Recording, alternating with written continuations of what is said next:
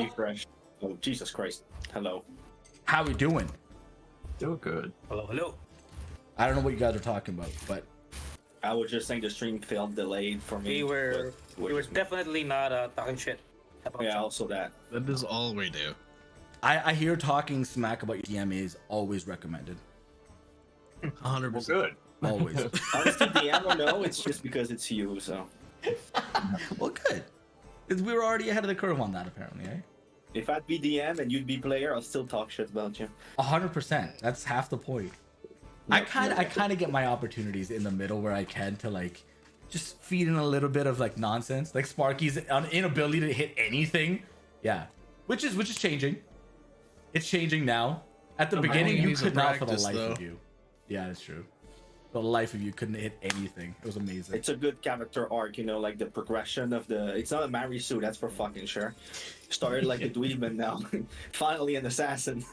That's right. Now we just got to do the same for Joe. We got to get him to actually land a few hits.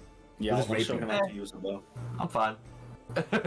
It's a group effort, guys. Right? Yeah. Alrighty. We ready? Not trying to glory still or anything. Let the boys have some fun. You're just afraid you're gonna one-shot everything? Yeah, I mean, I respect it. That's awesome.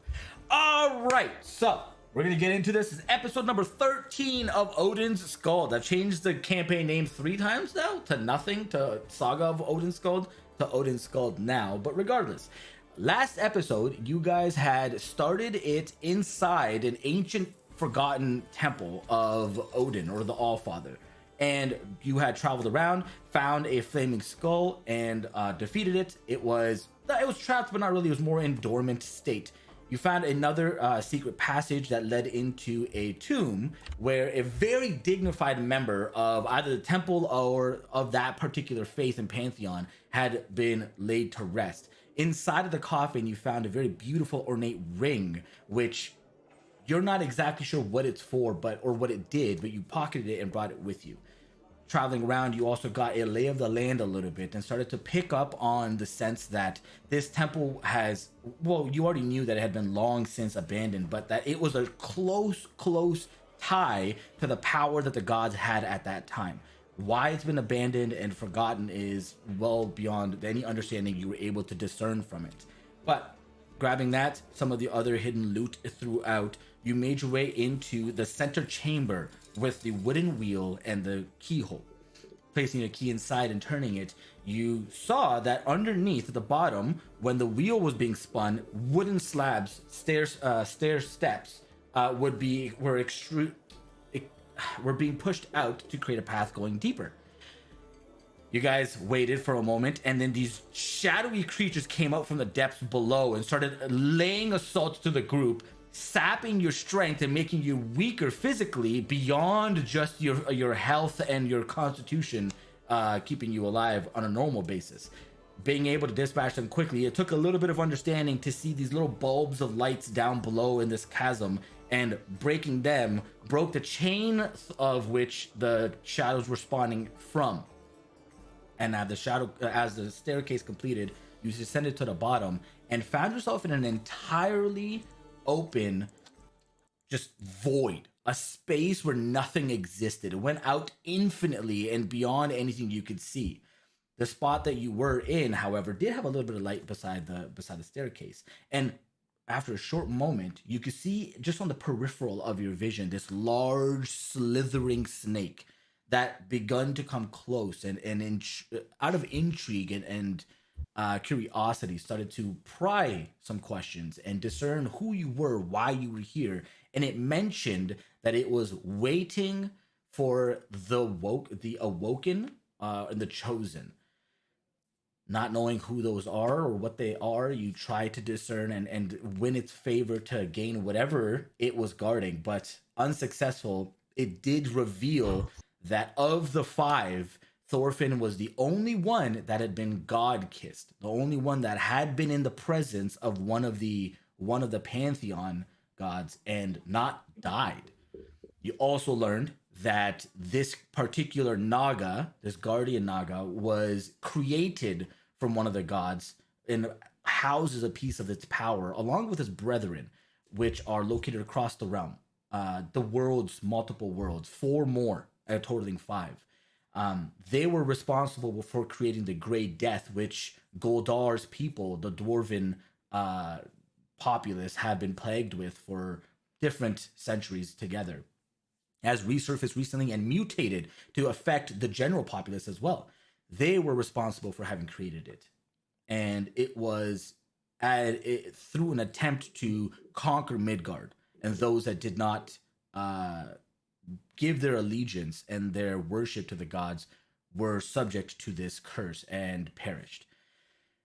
Taking that information and questioning the efficacy of the gods at that time and whether they truly are good or are not, is it kind of lingers in the back of your minds. But continuing, you guys found some more information about the world as a scope. It did mention that some of the other temples exist in impossible locations. One that is completely wreathed in flames. One that is found deep below in the land of the dead. And you were granted the long useless treasures from the temple prior, and with Krilla, split the loot at 60-40 as promised. There being a belt of strength that was fought after, literally, between Krilla and Norback. There was a duel to see who could take it, and she just barely got out with that belt, and you guys made your way out. We are going to start this session here with everybody being back at the Obsidian Tower. As you've already made your way out, it teleported you, and you came to the top. Everybody has made an opportunity to come back and rejoin the encampment at the Krilla Manila group. Here, you guys are able to split up and head towards your your merchant convoy that's heading to Winterfur right now. And we'll say that just for the sake of this, unless you guys wanted to specifically do anything on the first leg, because you're starting your journey in the evening, you'll be traveling for only like a handful of hours, and then you'll first set up your camp, and we'll begin the second day thereafter. But you guys are heading on this travel. The merchants have done an incredibly good job at netting everything in and tying and keeping it super close together. They have 3 really large horses that are carrying this. It's like a crazy heavy caravan. It like weighs in the middle, but that's where you guys are right now, on top of this horseback. And 4 or 5 hours worth of travel takes you guys to your first night's rest, as they begin to set up this beautiful, large, very large campfire. Everybody's doing their part. What do you guys want to do? Yeah, I still have Sparky's sword to fix, because in the temple we said it would take too long. So I'd say 1 or 2 hours to actually fix it before I'm going to sleep. If you still want it fixed. Oh yeah, I need something to fight with if ever something happened. Would you have time to look at the amulet with the ornate gems and let us know if the gems are worth anything, Goldar? I think, didn't we split up the gems last time already with the money? No, the amulet had a gem on it. The amulet that was the key has an amulet on it, a gem on it, a ruby, if I recall correctly. A monkey-sized well, fist, a fist-sized ruby on top. Yeah. Okay. Well, I guess I could have done that while we traveled. I mean, when we are sitting on top of those stuff, then we have pretty much nothing to do except for looking out. What about that ring we found and just kind of pocket? That already was identified. That was a ring of mind shielding. But no one really has any use for it right now. If anyone wants it, I will hand it out immediately. I'll check what it does. Hey, what's some mind shielding? Yeah, so what's the properties? What's it do? I think. Can we just share it? I think you. I can share send with it to me. everybody, yes. Yeah. It's pretty much just an item that makes you invisible to, or hard to detect by guys that, try to find sentient creatures. And if you die, your soul is captured in that ring. Okay. I'm not touching that. You can use the action to cause The ring to become invisible. So essentially, it's harder for people to telepathically read your thoughts and stuff like that. I mean, it could be useful for me because I'm the face, but otherwise, anybody can really use it. It's a small buff for really anyone. And I think mind reading, is that wisdom or is that intelligence? Wisdom. Okay. Yeah. So if Don't anyone half of wants us it, suck at then that? just take it. But I think it requires attunement. So Yeah. Just keep in mind, If you you can don't only have- have three. attunement 3. items. Yeah. That's what I'm saying. I mean, right now we don't have that many items anyway, but it does take up 1 slot. So if you want to attune to something else, you can always take it off. I mean, if literally no one wants to use it, I'll put it on, because why not? I think I would probably put it on because it is useful for me in the meantime, at least. If I'm gonna have sure. conversation with people, I think it makes sense. Yeah. I'm not gonna force it on the group, obviously. Yeah, sure. I think it's best in your hands anyway. And I guess you should also take that potion of fire breath that at least gives you another chance to attack during fights, except with your bow. Actually, I would give it to Norbak, to be perfectly honest, or anybody who's gonna be in combat, because it does a cone, right? Just a second. I don't have it at hand, so I can tell. But if it does a cone, anybody, because I'm going to be far from the combat, it doesn't make much sense for me to have that if I'm going to be. We just far. end up hitting literally everybody.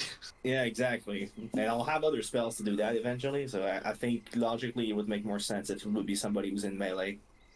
No, it's a bonus action to exhale fire at a target within 30 feet of you.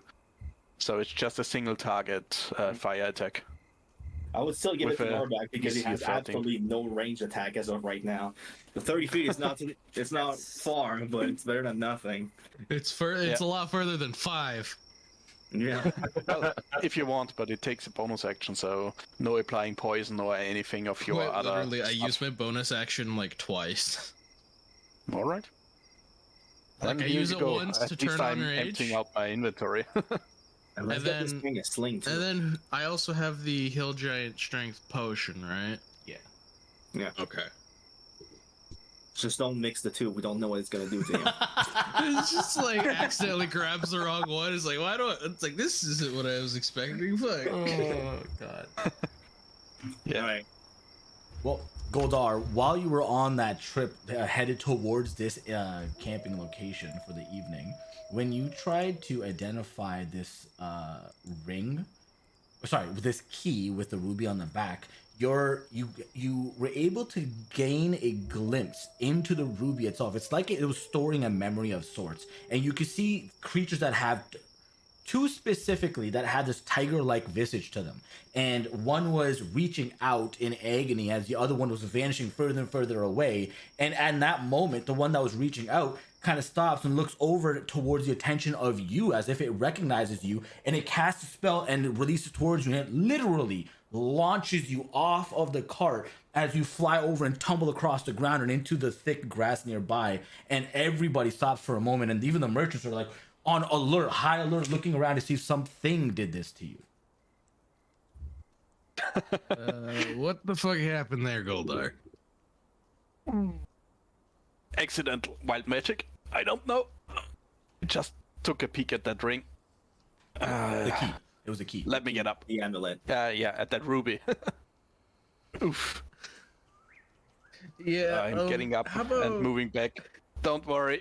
No attack here. Don't worry. I'm moving back up to the caravan. Would you like some help getting back up on the cart? I know you're a little short. And you have long legs. Over here. Okay, I'll go over and help him get back up on the cart. Easy enough. You guys are able to come back onto the cart. This little tiny dwarf man. The merchants were about to take out like a stepping ladder, but like, okay, never mind. And they put it away. You guys head about. Thanks, continue. guys. You continue your way. I'm and guessing you don't know how much it's worth then. Jesus. It's got to be special if he got hit by something that the thing had. Guess we'll have to go and find a specialist for that then. Yeah, Maybe we'll and, learn them.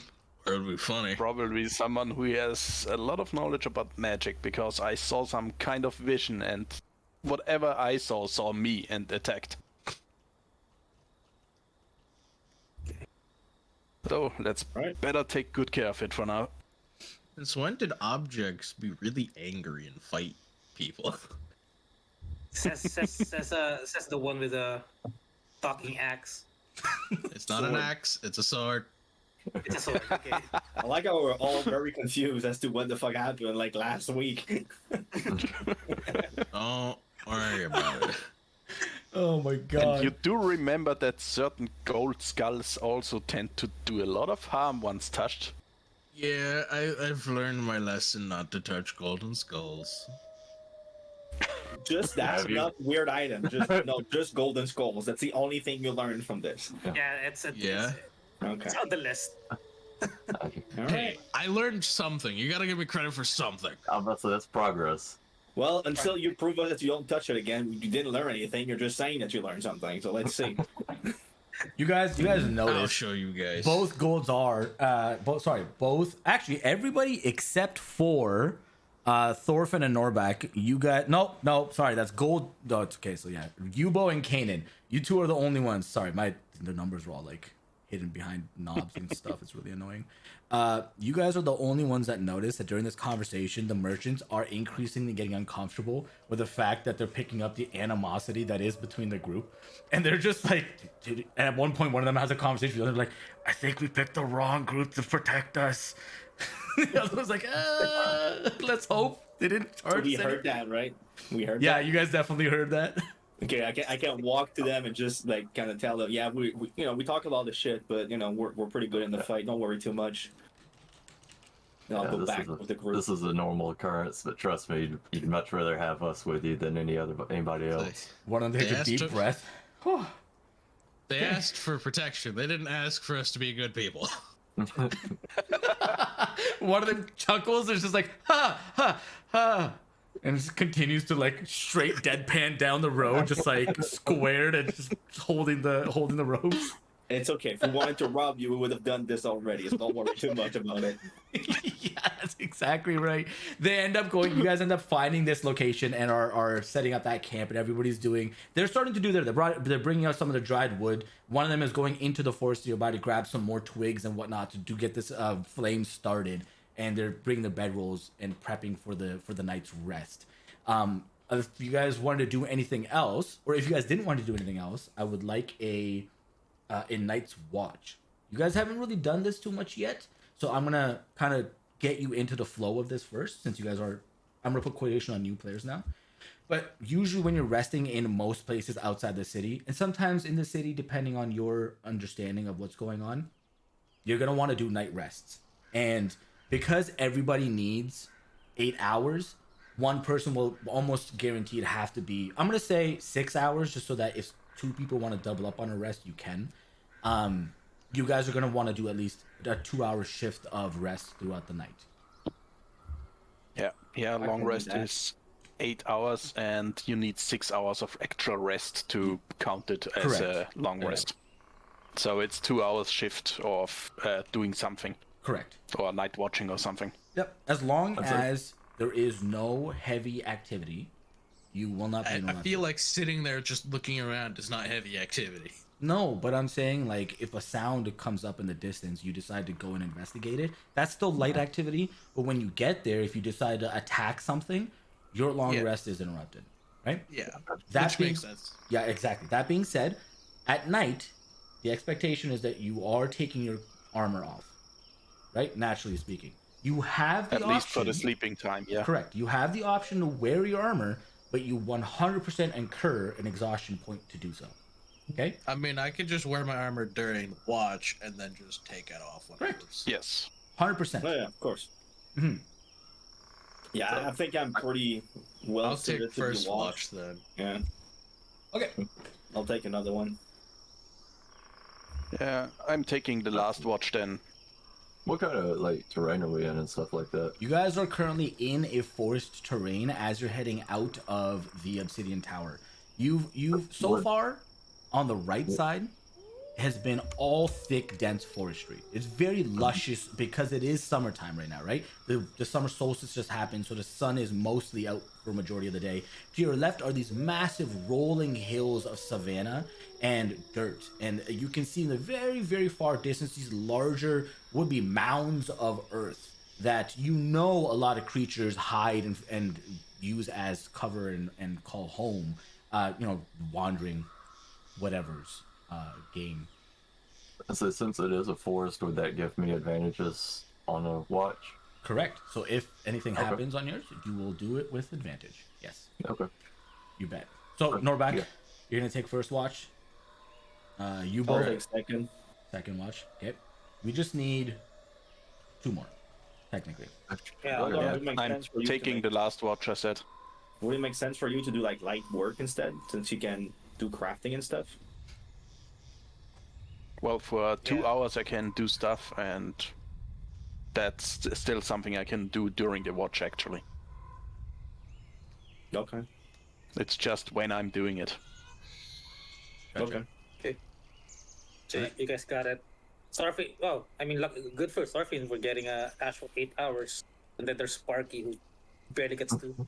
I mean, Thorfinn is really great at taking dirt naps. I would not be surprised. He naps all the time. That's Yeah, he gets more sleep than the rest of us. true. Fair. Alright. Okay. I need 1 more watch. I think it's canon. Yeah, it's out there. Oh, I didn't hear say you. that, Sorry, yeah. I must have spoke over you and cut you out. But okay, so Alright. you guys set up, get everything going, and you've created this little alcove of space. And the night itself is absolutely gorgeous. Looking above, there is not a cloud to be seen. It is open, clear skies to the heavens above. You can see the small blips of light as the stars flicker and turn on and off. And at some points, even through the clarity of the cosmos above, you can even see small blips of these swirling gaseous formations of reds and oranges and greens that fade in and out of view and eventually go away. And then your attention is cut away as a twig breaks in distance. And you start to stop everything and hyper pay attention to this particular noise and notice it's just like a bunny that was going by and nothing of importance happens on your watch nor back. You wake up Yubo on his and you have your 2 hours to do pretty much anything you want if you want to do anything specific. No, just So yours Just came keep to an watching. end. Okay. Yeah, fair enough. So yeah, you same thing with yours. Then it's easy peasy. Nothing too crucial happens. You do see some of the merchants are like one of them is a sleepwalker, stands up and is just like doing goofy little like things, and then goes over and like kicks his friend and like falls asleep right next to him. And the other one's like, what the heck? Oh my god, really again? And then goes back to bed, and nothing eventful other than that happens on your watch too. Goldar, Like you did yours. during your subathon. Yeah, like I did on my subathon. You're right. I'm astonished that happened. Okay, that's a whole different Wait, conversation. what happened? I don't remember. It's been a while. On my subathon, when I slept on camera, I did a sleepwalking component there. Like I called it a component as if I chose to book it in, but it happened, and I thought it's the whole thing. This is a whole conversation that's not important to this. But anyways, Kanan, on your watch, funny enough, give me a perception check, please, and you have advantage on this.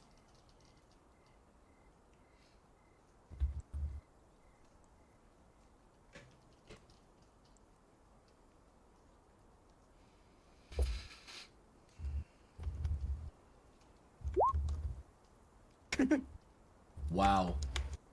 I kid you not when I say this, the DC for this was a 20. What? Holy shit. Okay. So while you're sitting there, you're doing your watch, you're keeping a lookout for anything coming in or close to the camp. And at one point you see a large bear that's just moseying around, sniffing and trying to catch any kind of scent for food. Looks at you at the camp with a flame, doesn't care about what you have going on and continues about its way. And as that happens, you hear some dirt shuffling to your left. And you naturally start to get ready and look to the left over beside you, and you can see what would be just an open space with the road not too far away, but your eyes catch the edges of a silhouette of a creature. a humanoid creature with arms and legs that is kind of just standing. It's invisible altogether, and you are only just catching the small edges of it in the darkness that's beside it, from the campfire's light, and it's just kind of moseying, and it kind of makes it starts to walk slowly and undulating left and right over to you with its arms hanging beside its body. It hasn't quite made it. It's maybe about 12 feet from the campfire. Like heading toward me. Like It's is it? Yeah, it's leisurely walking towards the fire. Does it see me, or does it like? You have no idea. It's technically No. an invisible creature, but you can see the silhouette of it because you rolled well enough. You can stealth and try to get a closer look. Sure. Okay, Give me a stealth check. will do.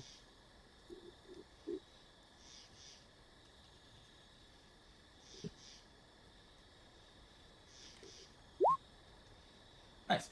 You duck back behind the cart for a moment and kind of pry over to the left as you watch this creature. And it takes your eyes an adjustment period to try to catch where it was again. But once you beat in on it again, it walks over and just sits down right by the fire. You watch as its arms go across its lap, and it sits crisscross and just stares at the flame. It doesn't do anything. It doesn't turn its head or look in any direction. It just sits in front of the flame.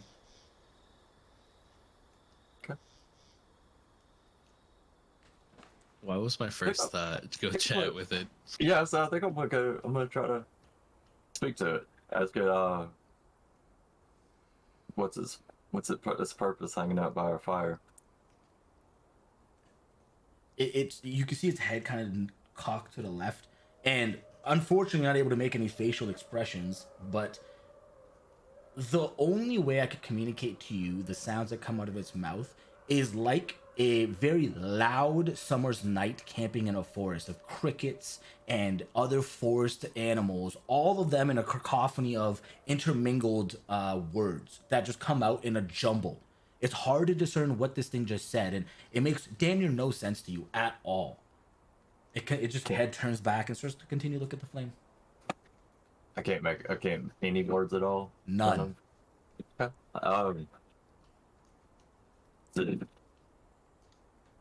What kind of I guess like mannerisms, like does it have like any kind of threatening position to it or anything, or is it just sitting and chilling? Literally just sitting and chilling. It's like shoulders are slumped over like an office worker that's just never gone and tried to fix his posture type of thing, and very leisurely crisscrossed legs and arms resting in between its lap, almost staring at the flame. Okay. I'll go sit close to it by the fire and see if I can discern anything else from it. It's interesting. Sitting by the fire next to it, about half an hour passes and nothing happens.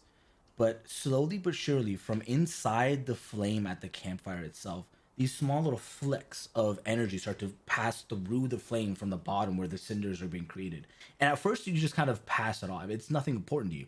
But then you start to notice that they have markings in them. Give me a history check.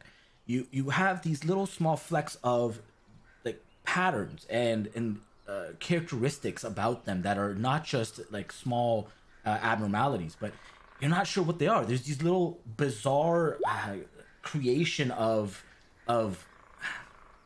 symbols are the best way to describe it. You're not sure what they are, but they've become greater in number as most of the flame on the inside is encompassed by these different drawings and scrawlings of text, pictures.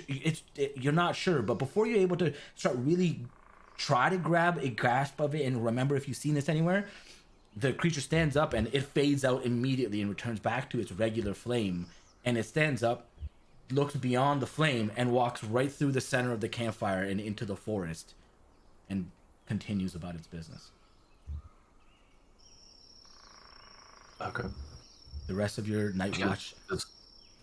I was gonna see if I could like sketch out like the symbols or anything that I recognized or. Sure, 100% you can. Yeah, you spend long enough time there that you quickly start to scrawl out some of the symbols and drawings in your hand onto the paper, and I will show you what that looks like so that you have it for other people to see. Assuming that I have it here. Where did I put this? I'll find it. I'll give it to you. That's not a problem.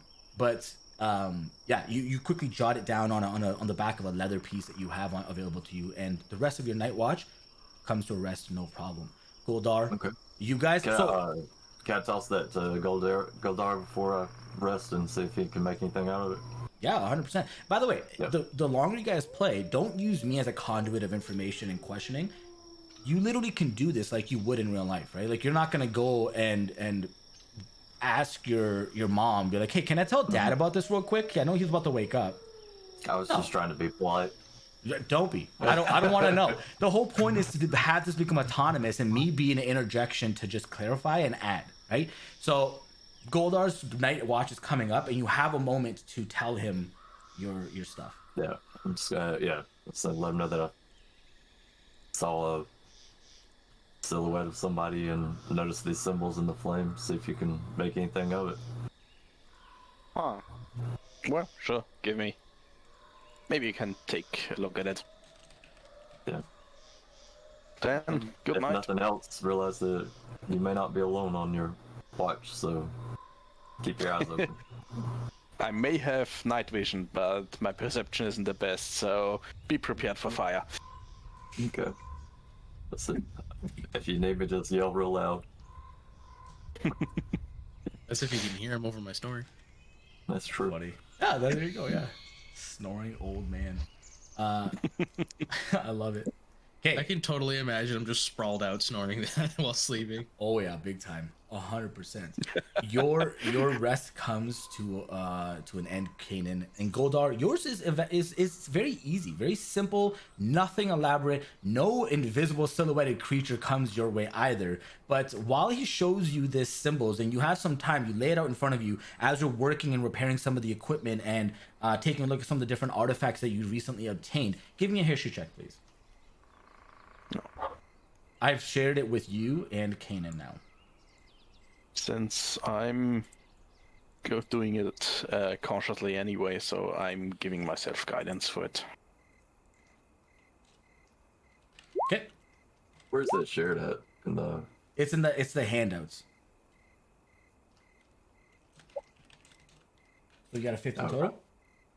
15 plus 1, 16. 16. Okay. Is that me? Okay. Oh. Sorry, I rolled a d20 for no reason. You start to you in your night's rest. Or wow, what just happened to me? In your watch, you by nearing the end of it, after you finished your repairing of goods, your brain starts to clicking. You're like, I recognize these somewhere. What are these? What are these from? And it clicks into you. It's like this random flash memory that showed up of this super insignificant moment of your adventuring so far, but the only time you've seen these symbols before were when you went into the goblin nest below that caravan that you guys had gone and liberated for the small thieves faction in Fey Win, and you found this undulating rod, and it had energy that was all around it that you tried to remove, but it wouldn't move, and the symbols that were flying and fading off of that object match this to a T. It's the same. Oh, the conduit, the dagger. No, it was. I don't think it was a dagger. It was just an object that was. I don't remember what it was. I thought it just I said think it was a a rod. dagger, and none of us were worthy. Okay, then yes, the dagger. The symbols that were flecking off of that and fading into the ether. Those are the exact same markings as this. That's interesting to know. That I will have to share that with the group later.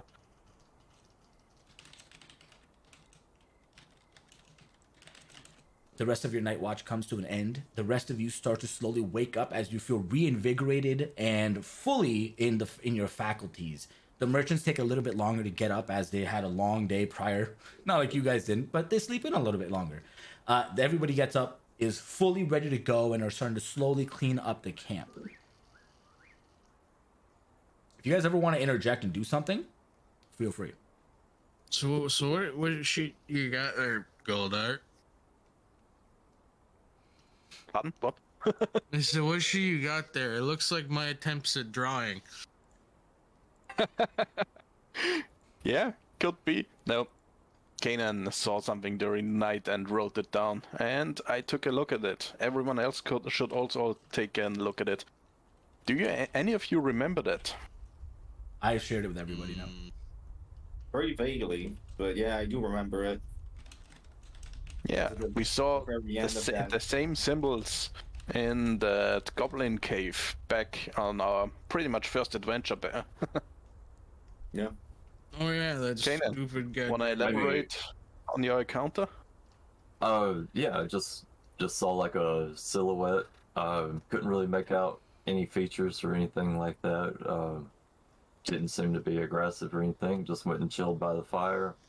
So I got a closer look and just found these symbols kind of in the little sparks coming off the fire. Thought that was interesting. And then it just kind of got up and disappeared. I couldn't That stuff- understand anything it said. It was just That ambient stuff noise. looks like jumble. runes that are used during the old dwarven crafting stuff.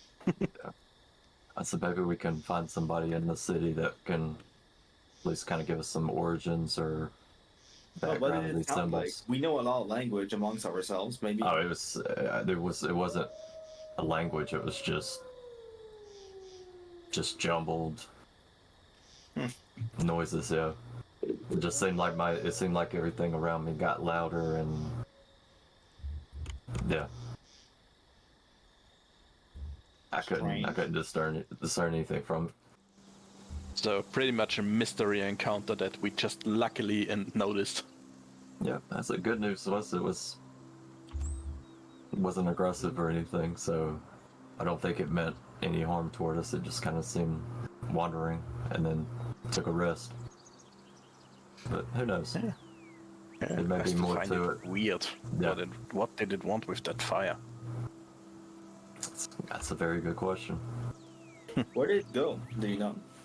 I just kind of walked through the fire and then it's kind of disappeared. Do you discern a direction where it was going? Oh, away from the caravan. Back into the woods. Okay. Yeah. You guys wrap up your morning events, have a nice little bowl of soup and mutton that the people had brought with them, and head about your way for the rest of the day.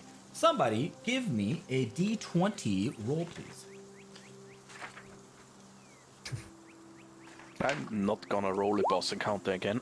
Okay. Yeah. And it's a 6.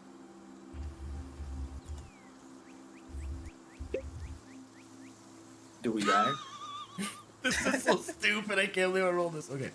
Hey, you guys continue about your way, and eventually you come upon, and I should clarify that during this travel, there are other caravans that are heading the opposite direction, and other people on foot that are traveling against the direction you're going. They're presumably going to the Obsidian Tower as well. Some of them in groups, looking like they're trying their hand at the events down below too. And it's just a variety of life, right? That is just different walks that are just doing their things. Others that look like merchants as well, with actual in full plate armor guards that are walking beside them to make sure that they stay safe. But only 2 or so of them. You guys continue, and there's a long stretch where there's nobody that crosses your path, but eventually you find this extremely old and what looks like a dirty man, and he has mud that's been dried across his hair, like small strands of it off to the side. It's just kind of like stuck in place, and is just struggling to walk and is crawling almost to a degree, and is kind of like waving you guys down as the cart is going by. The merchants kind of look at you guys and are like, should we stop for them? Yeah, let's help him. Yeah, it's awful. Yeah. They pull off to the side. Can't you use your robe to like cast prestidigitation to I predict could definitely. Well, it's a vest, Clean but them yeah, up. I can definitely do that. You guys, I'll probably go ahead. I'd probably ask the guy first if he needs help and what he'd like us to do. Sure. Well, you guys haven't quite gotten there yet. So when you guys pull up, beside this guy who's disheveled.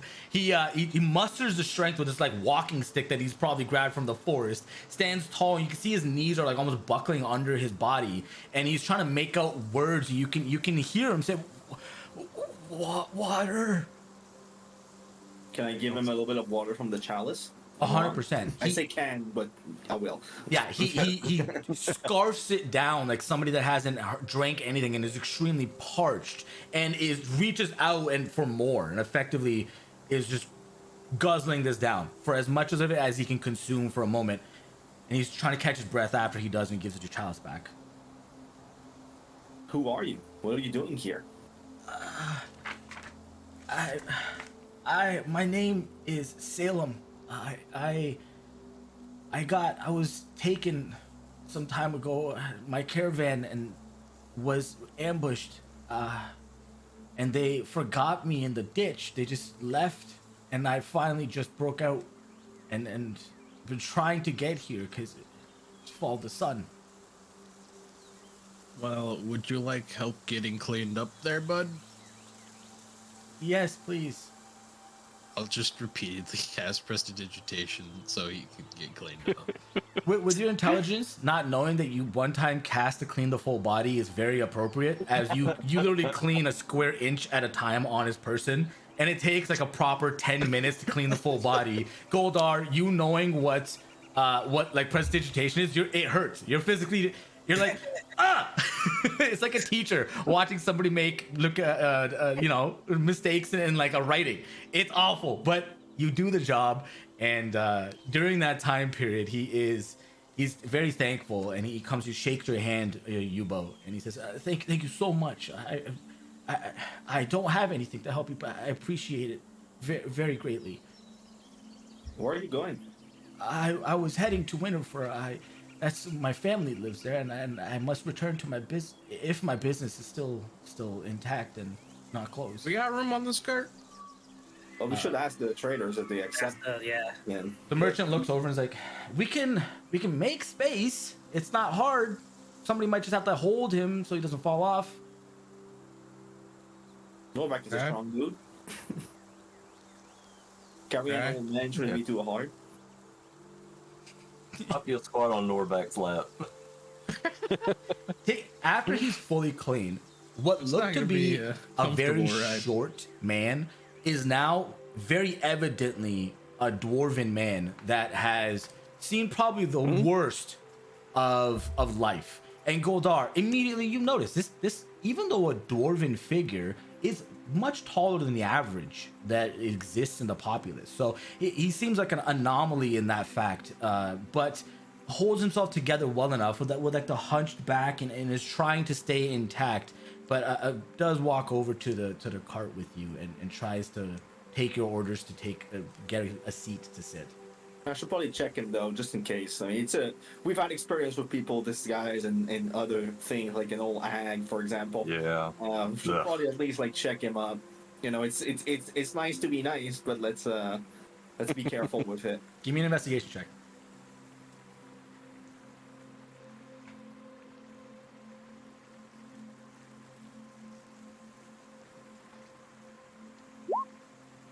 Nice. Going across his body and investigating him, you don't find any type of tomfoolery. There's no invisibility. There's no illusion magic going on. In fact, you find literally next to nothing on. The fact that he has clothes on him is astonishing to you. Like every belonging that exists on him is taken. The rope that was very evidently used to tie his robes together has been taken. Like it's to that level of robbery. It's wild. His drapings are just hanging off of his person. He's just an old dude, old dwarf that's just had the shittiest luck possible. All right. Well, I mean, he seems safe, guys. So I guess we can bring him aboard. He's small, so he shouldn't take too much space. Not at all. He Fellow- does elect to sit in your lap. dwarf needs help. What? He elects to sit in the space in your lap because you take up so much space. There's like very Some space little. in your arms. Yeah, yeah. I do kind of take up the space of like 2 people. You do. Yeah, 100%. Yeah, he Fine. and on top of that, he's very keen on being near the largest person for protection. In his brain, that seems to be the wisest choice right now. And so I don't know if that's a good choice, but I'll let him make that choice. He thinks it is. Yeah, he doesn't know any better. You guys continue on your travels as he does sit in your lap, and for the first time in who knows how long, he feels some modicum of safety and doesn't have to be constantly on high vigilance. You feel his body go slack as moment passing. You can start hearing slow rolling snores coming from this person, and he falls asleep, almost like a child would in your arm, and that ratio is appropriate. This is different. I've never had this happen. Oh, it's Daddy Norback. Shut the fuck up. Daddy Norback? Ew. That sounds so much worse than it should be. It's That's so enough bad. D&D for one day. Yeah, shut it down. Everybody go home. Yeah, you I'm guys. already at home. You guys continue and approach your second night's rest. And at this point, this last leg of this travel, you can see large barns in the distance and many different cornfields and vegetations that are being grown, vegetables that are being grown, like cabbages. You can see carrots on the one side. At one point, you see tomatoes, lots and lots of wheat fields. You eventually pull off to the side next to this old, very decrepit, worn out, and weather eroded barn where the wooden panels are off kilter and shattered and broken, and the merchants pull beside it inside and start to set up their belongings here as well. The old man kind of gets off and go ahead. That's like take an opportunity to ask the old man like how are you doing, and may you do you have any idea like who did this to you? What exactly happened? And what's your name? While we're at it. You said Salem. Oh yeah, Salem. Salem, yeah. Salem, I I'm doing much better than I've done in a very long time. I don't know who or what they were. They had fur on them, and they looked like you and I, very humanoid, and they had arms and fingers and toes, but thick fur across their bodies. Before I could get a good look, they knocked me unconscious, and I woke up in a pit, very deep. Swear to what God, if happened you're to your doing some town of Salem bullshit. That would be awesome. I wish I thought Wait, that wait. part. What happened to your companions? I don't know. They weren't there when I climbed out of this pit. What kind of business do you do? Like, do they have any interest in taking your cart from you? I did some dealings with gems and precious minerals. He kind of thinks for a second, says, and he starts to like rack his brain a little, and hold his head. He says, there were rumors of people stealing specifically caravans with precious metals and minerals, but I didn't expect it to be so close to the city. I didn't think it would be important to well, it doesn't matter now, but yeah. Would you be able to appraise things for us if after you rested a little bit more? Obviously, you're. I'm feeling much better to be able to do such a thing. If you need, certainly. I would advise you- being careful. Do you also have knowledge in the arcane? My business partner dealt with that component. I dealt with the minerals themselves and the precious objects, and my business partner dealt with the magical enchantments components, and together we worked as a cohesive unit. And what are you So it's located? probably safer that we don't have him examine that stuff if it can even bust me back. Right. Where can we find you in Winterfur? We have a permanent stall in the trade district. We're the second booth. When you take a left from the main entrance, you go right, and then the third booth to the left. We're right beside that. Well, we might have something for you to appraise, but we did go through some magical issues with it. So I think it would be best. I think we think that it would be best if your partner would be there to help with the appraisal. So we can probably regroup there and and talk to you Was there your- later on. Was your partner with you when you were attacked? No, no. No. I left her behind to work on the business and keep the front of the shop running. And to be honest, this is assuming that my business is still our business is still intact when I return. Wait.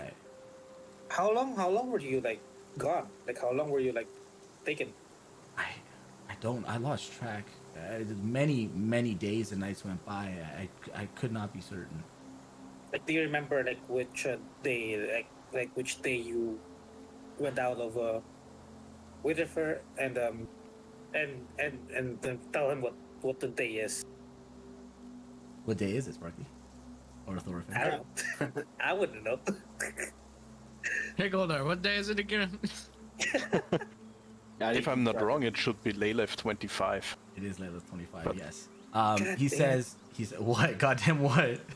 It's like, why these people just know stuff? Yeah, I haven't updated my timeline for a while now. Yeah. He says, did you tell him that it was Layla's 25? 25th? I just said it. Oh, okay. He kind of like recoils back and says, "No, I left on my journey in Heather 27th. On Heather 27th. It's been How long nearly ago a was that? month." Oh, Okay. Well, we should go with you to your shop and make sure. we should probably do that. Because it seems a little bit extreme of a situation. Thank you. Yeah, we'd like to still help, like to assist you on your way to the shop. Yeah, after we've done our business with the merchants. Sure, certainly, not a problem. He like the rest of the time he's like in this own stupor of like just deadpan stare forward everywhere he's going, and every time you guys interject to say something, he's like, "Huh? Sorry, what?" And he seems to be in his train of thought to try to understand what the hell is going on that he's been missing for a month, and kind of you can corroborate and see just from this state of existence that he showed up in, it seems relatively viable that this is what's going on. But you guys pick up and start to. Oh wait, no, you guys are setting up for that night's rest. So I need your guys' night's watch for this. I'll take first watch. I'll take second. Say third. Okay. If We can do it somebody- together. All right. If somebody wants to double up on a watch, you guys can. That was the whole point. You guys, there's 5 of Yeah. you. You guys want to have like conversations, go That's right. over stuff.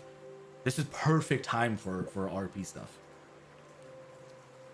Yeah, just yeah, I'll watch with U-boat. Okay, so Yeah. you'll be Thank part you. of the first watch. Save you. I And I'm gonna take the last watch again. Okay, so we've got Yubo and Thorfinn for watch 1. Norbak, you're taking 2. Yes. Goldar, you're taking 3. Kanan, oh no, you're taking the last one. Kanan 3, Goldar 4. Yeah, That right. I We just should don't probably want get the to old man wanna- some clothes when we get to town. Actually, Yeah, I just want to avoid to don and doff my armor all the time since I need to take it off to actually recover properly. Gotcha. Okay, no problem. You guys all begin your night's watch. Somebody, go ahead and give me a D4 roll, please. Or back, give it to me. Whoever, I don't even care. The first one rolled. It doesn't matter. Nice. Okay. You guys start your night's watch, and Yubo, you and Thorfinn go over, take a seat by the fire. Again, same thing. Beautiful, beautiful night sky. Small patches of slow rolling and moving clouds as they move in the distance further away. But those stars are just ever present, brilliantly white and bright. What was yours? it's like, oh, so Yubo, like, how's your soul situation going? Well, that's a whole issue, isn't it? Technically, it's bound to go to a fiend, so yeah, it's not going too well.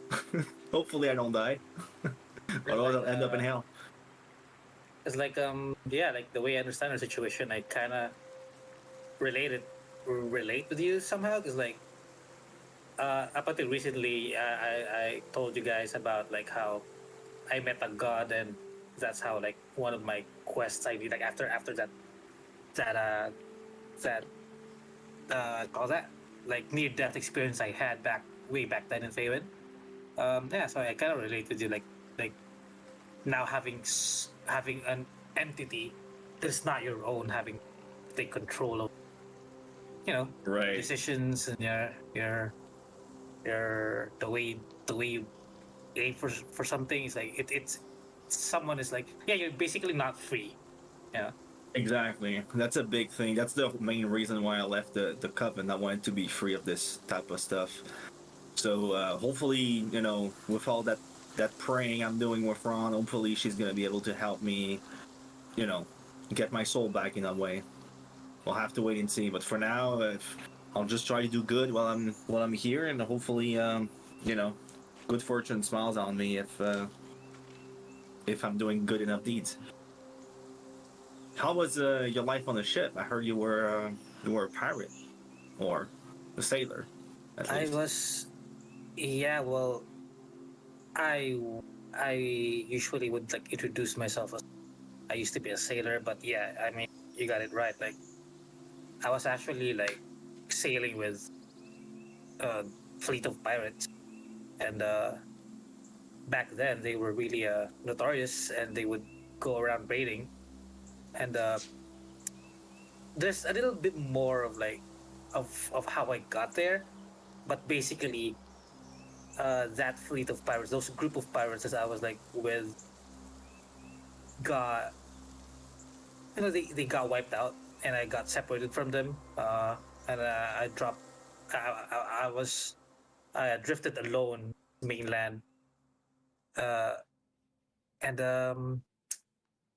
I think after that I joined a just joined a group of thieves and learned skills that I have now. And yeah, I mean that's all I am comfortable to share for now. But like yeah, uh, like a few years after being in land, that's when I met you guys at Feywind. Yeah. Nice. I mean, definitely Ron was on your side if you survived out in the sea for a long time. Oh, I don't know. Our group wasn't really a religious type.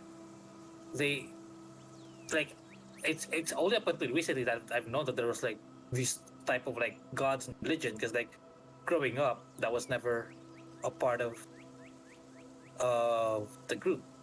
Like religion, or I mean some of them would mention Odin and Thor, but like they more like they they weren't a religion. They just like they idolized in a way, but Yeah, I not have in some a- belief to that system, level, but yeah. it's not Belief, yeah. rigorous.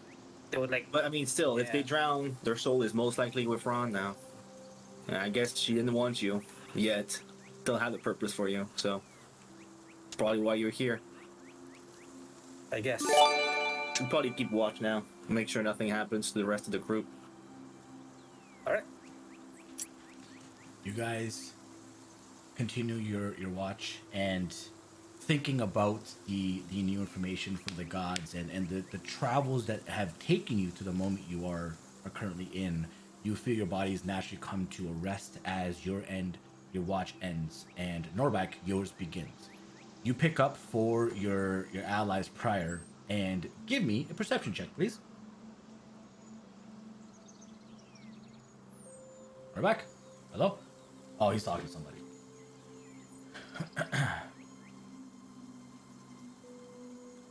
Sorry, what? It's your watch. Go ahead and give me a perception check, please.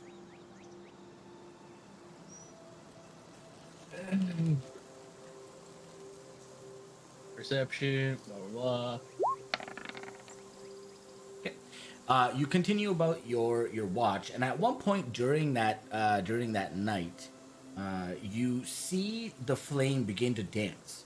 It starts to undulate in an unnatural formation. It starts to move around, and it confuses you. You're not sure what the heck is going on. You start to look around. You don't see anybody, but from inside the flame, this another white light from the center of it begins to move and dance about as well. And the exact same letter patterns, whatever those symbols that Goldar and the group were presented with, begin to form and start to create and come out and dissipate out and vanish beyond the fire as it licks away into the night sky.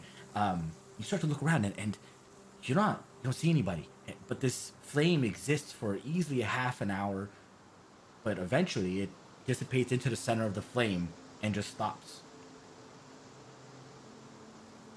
Oh, Looking around, you're confused for a moment, but in that time, your body starts to get tired again, and you feel the need for your next rest to come.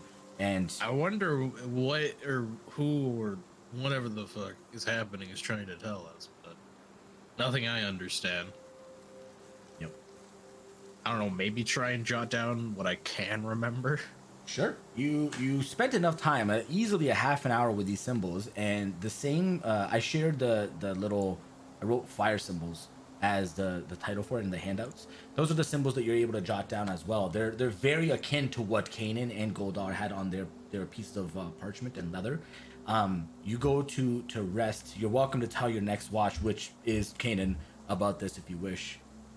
Yeah, it's like, hey, Kanan, you know how the night before you saw some symbols and whatever? Yeah. Yeah, it happened. Well, I didn't. The fire also put out some symbols again, and I'll just pass him what I wrote down. Just like hand it to Goldar or something. It's his turn. Okay. So I'll pass the notes to him when it's his watch. All right. I'll go back over to the fire, and I'll try to do like thermaturgy to make the fire kind of brighter and see if there's anything I can get more details from it or anything like that. Okay. Give me a perception check.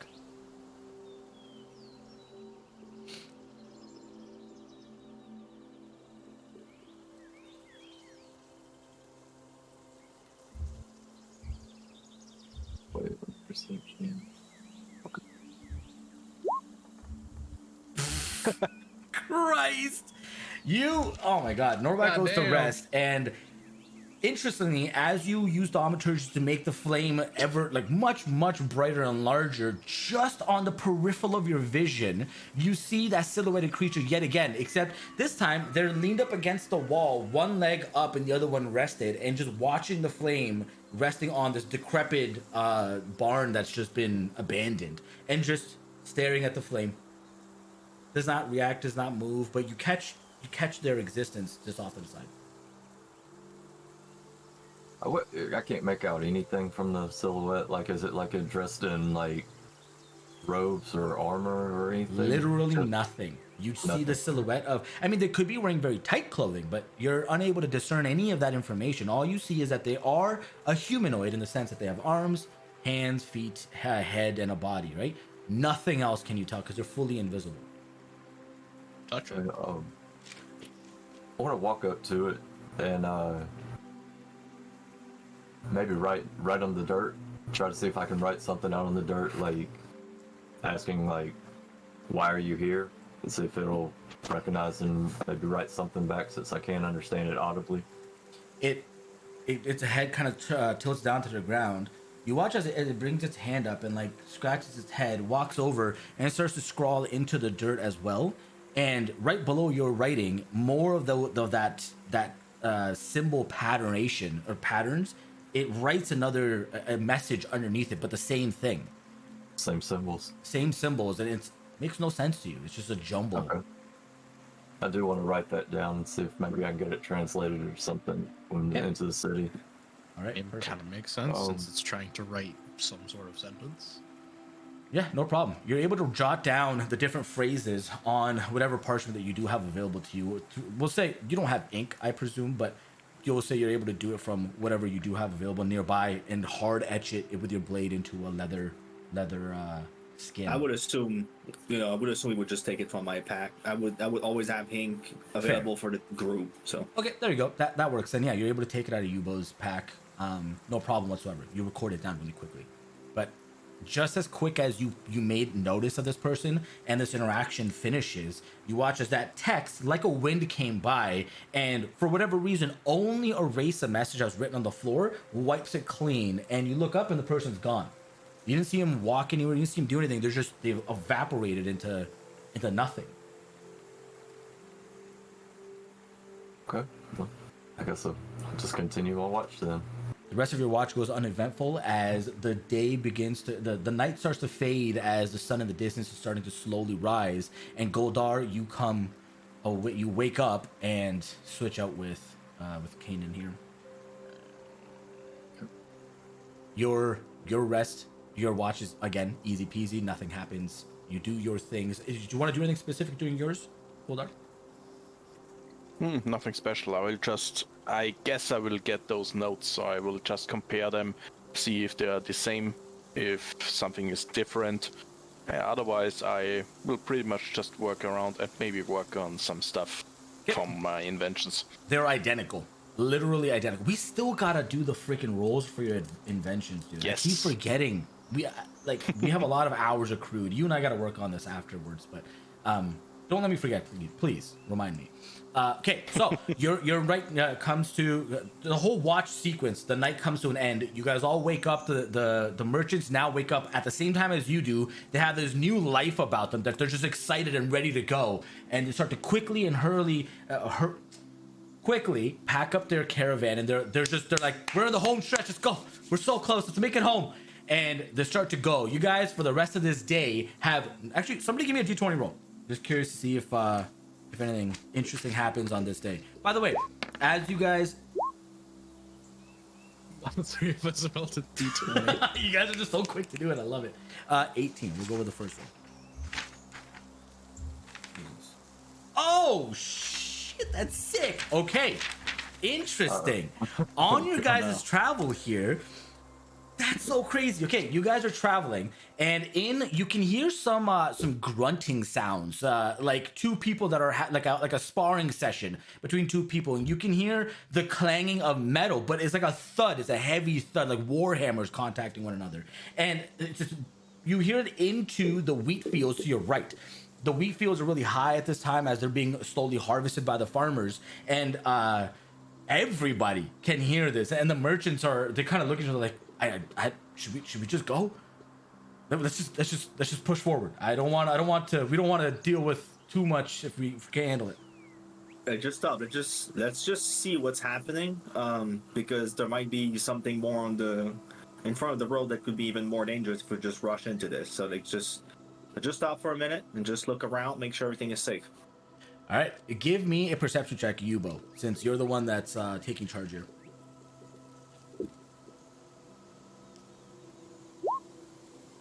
Nice.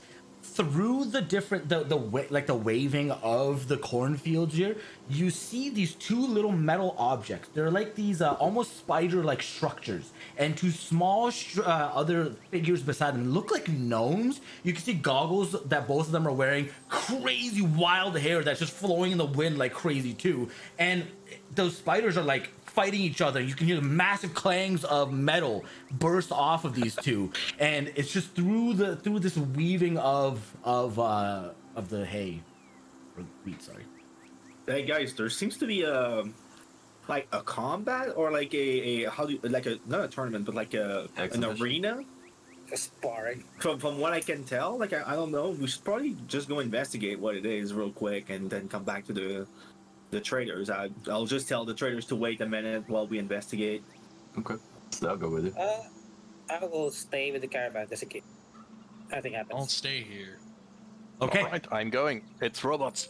Yeah, you guys rush over and weave through the different wheat stalks, and eventually come to a clearing that they have. It looks like one of those corn pressed down patternations, just in a circular fashion. These two gnomes, like you said, Goldar, have these metal structures, these constructs in front of them. They're very rudimentary. You can see that the hinges kind of like give way and collapse underneath one another, but they're going back and forth, and they're like, one of them has a book and just jotting down notes, and the other one's like, okay, try this way really quickly. It's like, okay, so then like write it down and then watch it and do the different patternations. And at one point, they're so engulfed in what they're doing that they're not paying attention whatsoever. And they're doing the stuff. And the one robot basically turns over and buckles the one leg, and the entire thing collapses. But as it does, all of its shield plating basically just comes undone and unraveled and just sprays across the floor. And the one's like, damn it, you hit the lever! And it just starts jotting the notes down, and the other one runs over trying to repair it.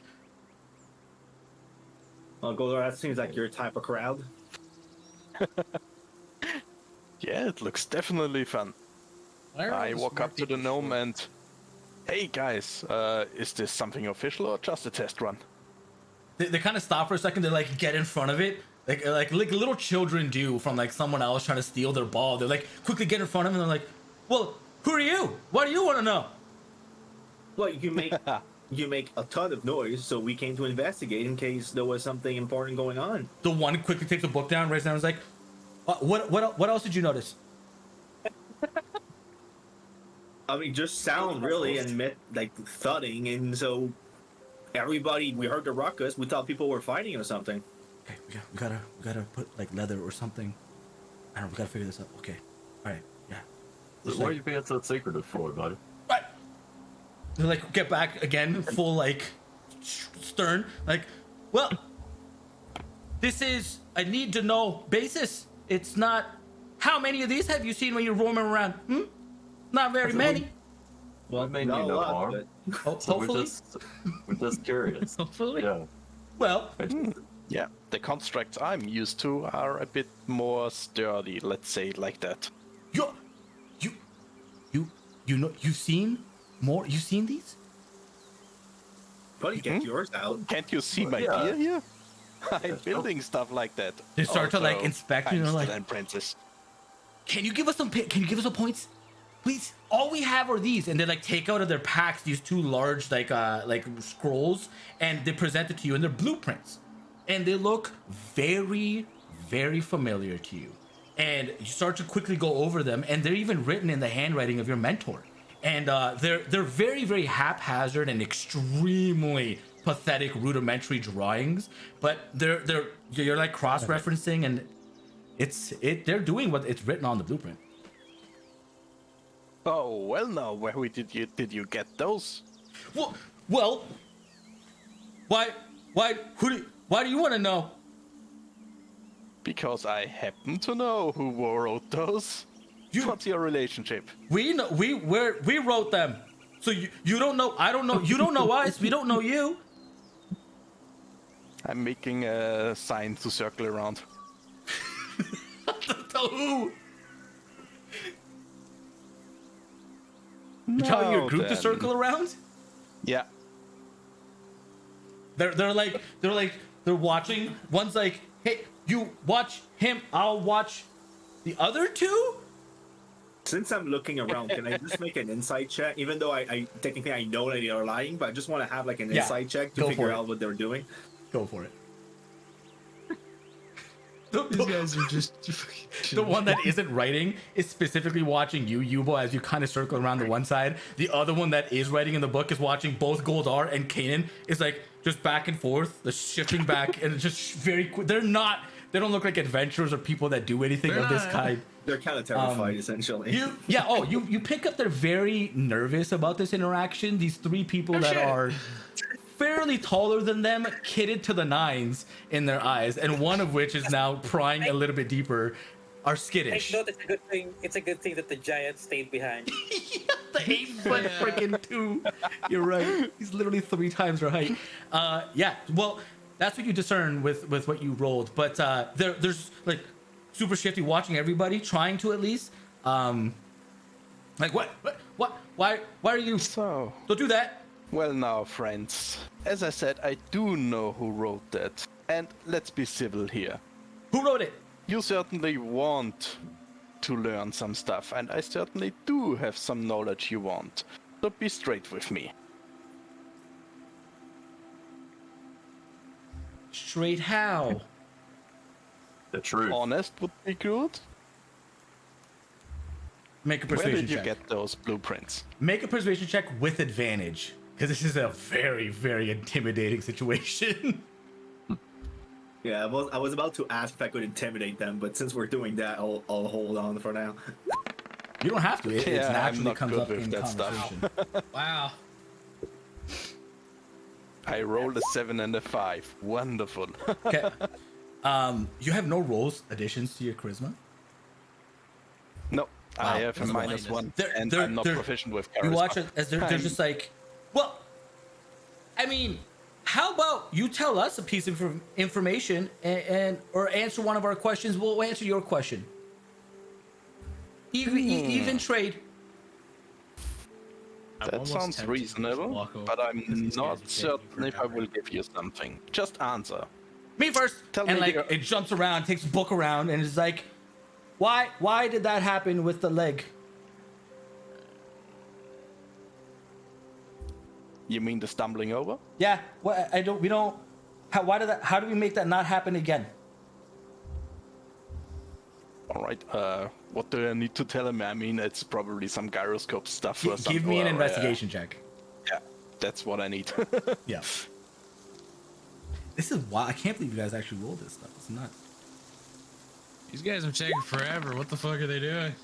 Yeah. Holy Basically, shit, nice precisely roll. what we needed to have as like interaction on the way there, like a thing for the amulet and a thing for Goldar's mission. Yeah, that's crazy.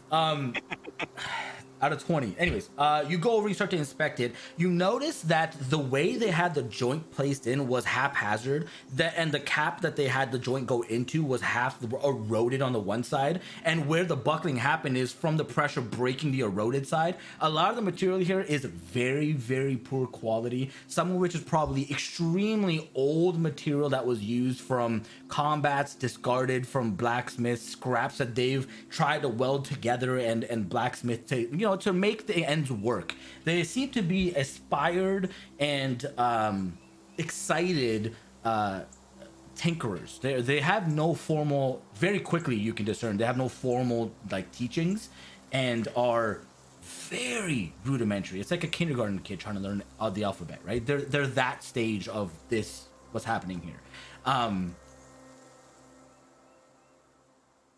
That's what you Yeah, said. my turn. Yeah. Yeah.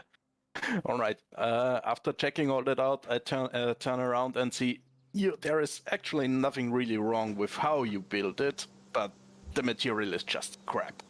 If you really want to get anything of that truly done, then you better study up on how to actually melt down and make your own materials.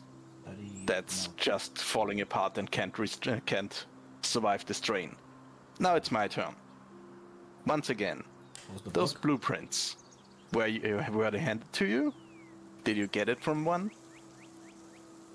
Well, so the other one kind of comes over and like they're like whispering to each other, and you pick up very quickly the passive perception. The one that walked over is like, just he helped you, just help him.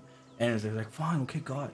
And it's just looking at you and says, well, we didn't steal it if that's what you mean. There was a crate that we found in a basement that's dusty, and we were looking through it, and I guess that counts as stealing. That was, let me say that out loud. The other one just kind of slaps in the back of the head. He's like, well, we found it in an old barrel, okay? There's other scrolls in there. We only took 2. And where was that? If you tell me that, I may give you an interesting item that you can study. You kind of see their like eyes like widen, like, wait, well, that's near the library in Winterfur. There's a small little house that is right to the left of it. If you look at the library, it's like northwest of the library. There's a little house. We go in the basement. It doesn't look like much, but in the basement it's much wider. Has a bunch of like little arms and things, metal stuff. There's a lot of stuff in there. Took it from the basement there. I will take your word for it. I grab into my bag and take out one of the broken laser eyes that I got from our first adventure.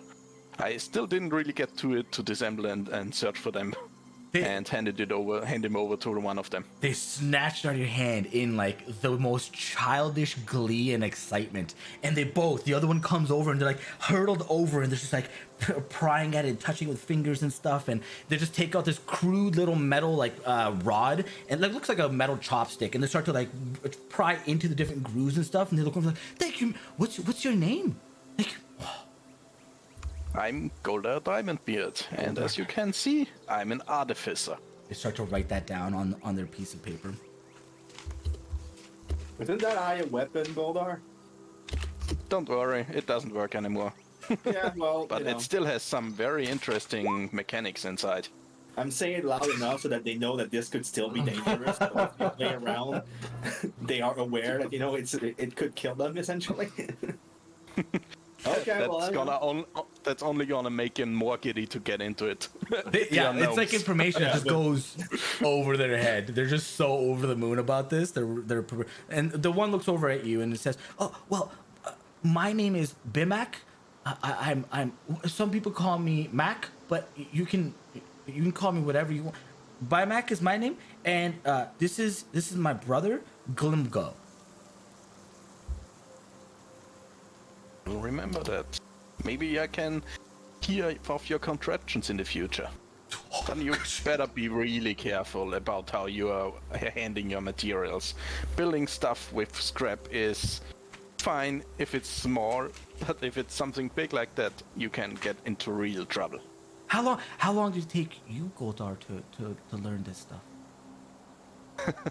I've been taught under a master, and the last 15 years pretty much. 50? Okay. They're just like flabbergasted with the 15-year component. Like, we're gonna continue working hard. So the 15 hopefully becomes less. They're like, bye. Don't and they worry. like quickly go back Don't worry. and But start to. gnomes like you and dwarfs like us, 15 years are no problem. You're right, I think. They're just kidding. By the way, guys, if you guys found a master, it would probably be easier for you guys. Just saying. We've never seen these things exist. I don't think a master's just like shouting down the street, "Hey, come learn." Yeah, but try to find one. Be How? genuine. Figure it out. They look You're at an you. intelligent human, creature. We are actually here in Winterfur to look for our master, for my master. Maybe you can actually help us find him. Oh, okay. Tell you what, we're gonna clean up all this stuff. We're gonna go home, put it away, and we'll meet you in that basement later. When are you guys gonna go there? Because we can go there right now. We can go there later. We can go there whenever you want. We still have a job to do, and we are already taking this quite far, so we first have to finish our escort. Okay. I guess So tomorrow someone? Where would we find you guys in the city? Where do y'all normally hang out? Well, we have a very. And the other one pipes up and like stops, intervenes. Like, we have a very large home. It's prestigious and grand. But we Make an can't tell insight you. check to make Yes. sure you're not lying. Oh yeah, go for it.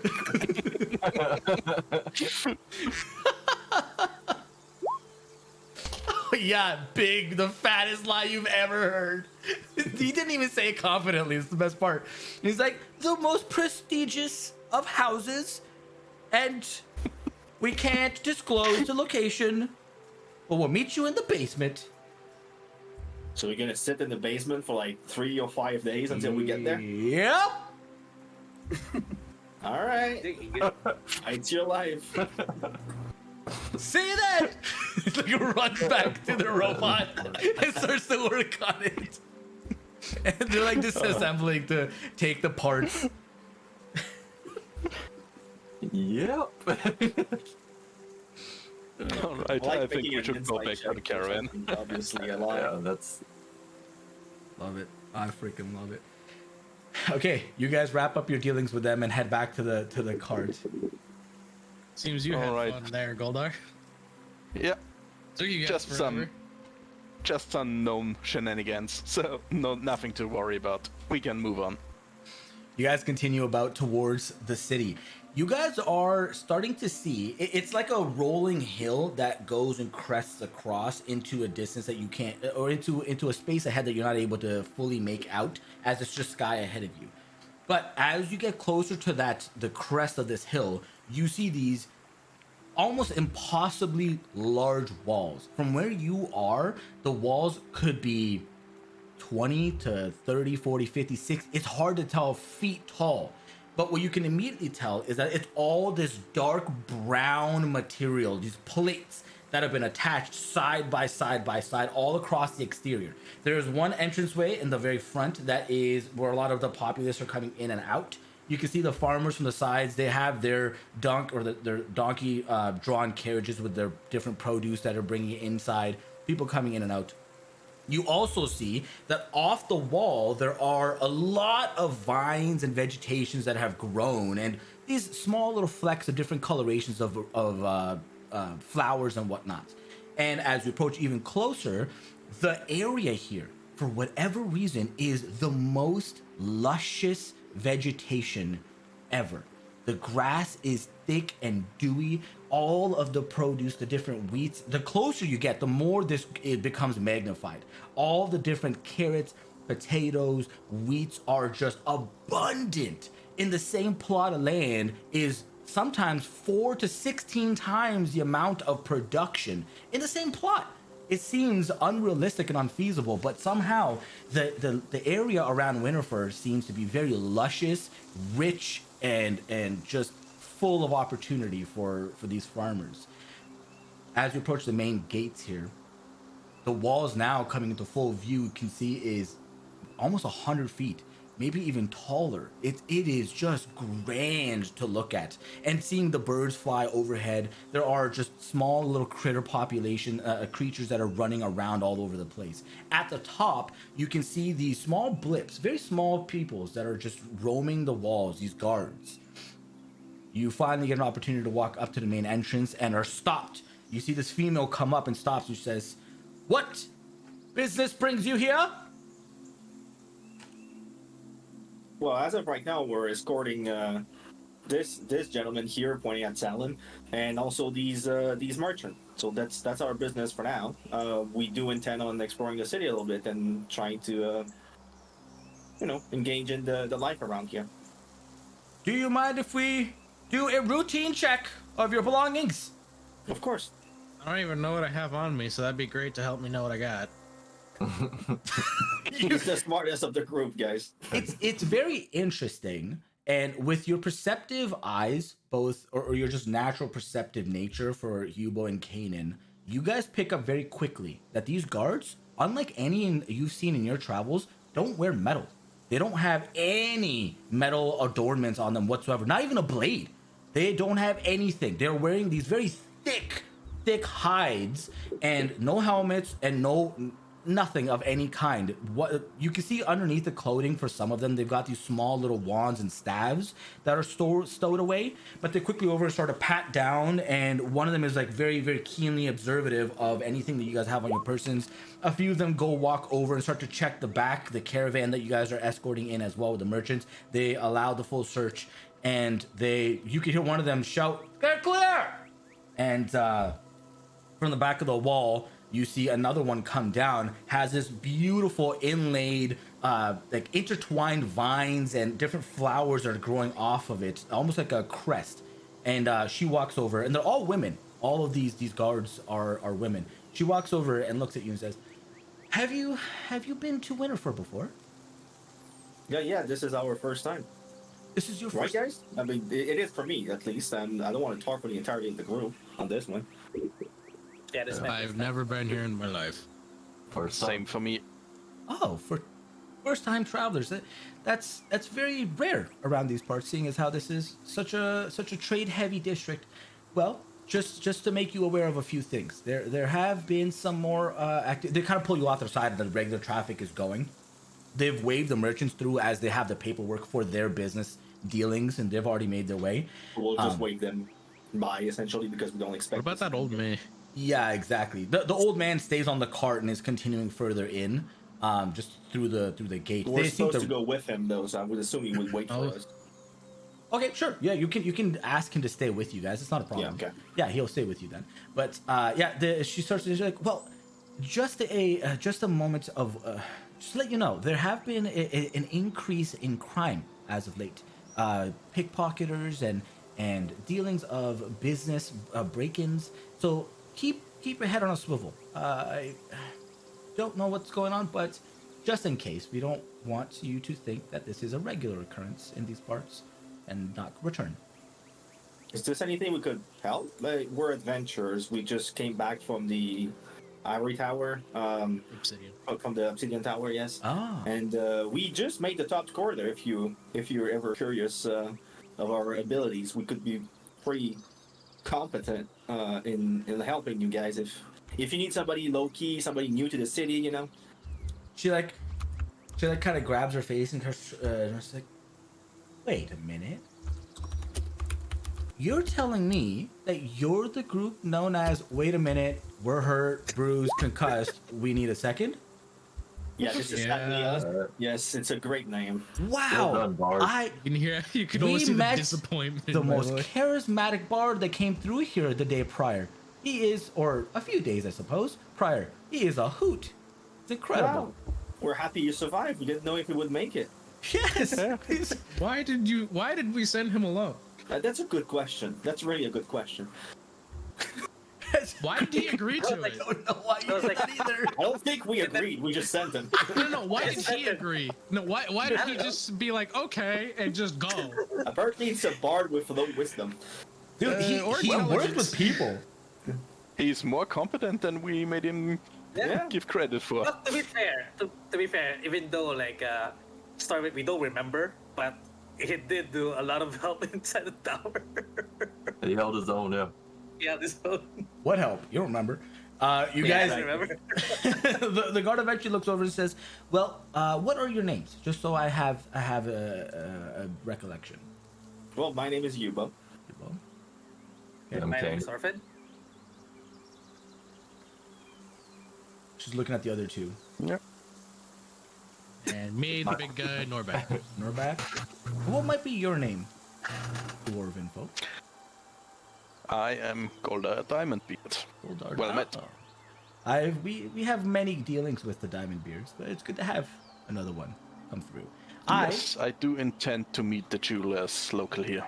Yes, please do. Lots of business that comes through. If you see anything, please alert us. And if we're unable to do anything, you can come to me directly, and I will do the best I can.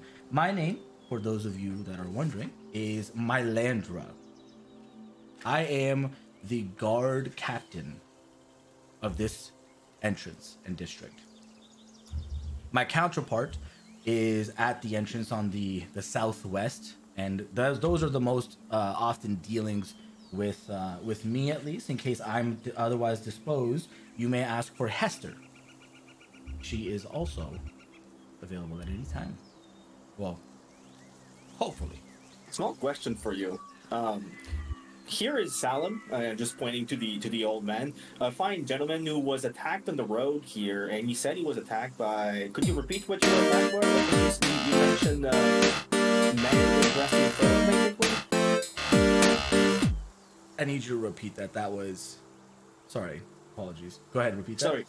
Sorry, I was pointing at Salim, trying to bring Get him tell forward. his story, yeah. To explain the story as to what he was attacked by, just to ask the guard if they had any other rumors of other attacks of the same type. Yeah, they have a conversation back and forth, and she kind of like, and then she's like tapping her brain. You saw that she was tapping her brain when you guys were saying information to her about yourselves as well, and she's like, Salem, yes, you've been gone for quite a while. You're right. Wow, okay. It's bizarre. We assumed that you started doing business somewhere else. Yes, those sound like bugbears. They're a wandering roam, a horde of nuisance, we can call them. We don't like them very much. They're a natural disruption to nature in these parts. They kind of take what they want, destroy what they want, and move on. It is unholy and frankly rude. We will send Rude some is of an our understatement. yes. We will send our people out and see if we can do anything about it. But unfortunately, Salem, your things are gone. Do the best you can to stay afloat. That is all we can say. This is the town of opportunity, after all. And he You kind mean of that his business is gone? Is that what you mean? no, I would not know about the business. You would have to go Okay. into the trade district. Yeah, to- you mean the whatever he got stolen on the road, basically. Yes, his belongings from the road itself have been. He has no Liberated. money. Yeah, that's one nice way of putting it. Yes.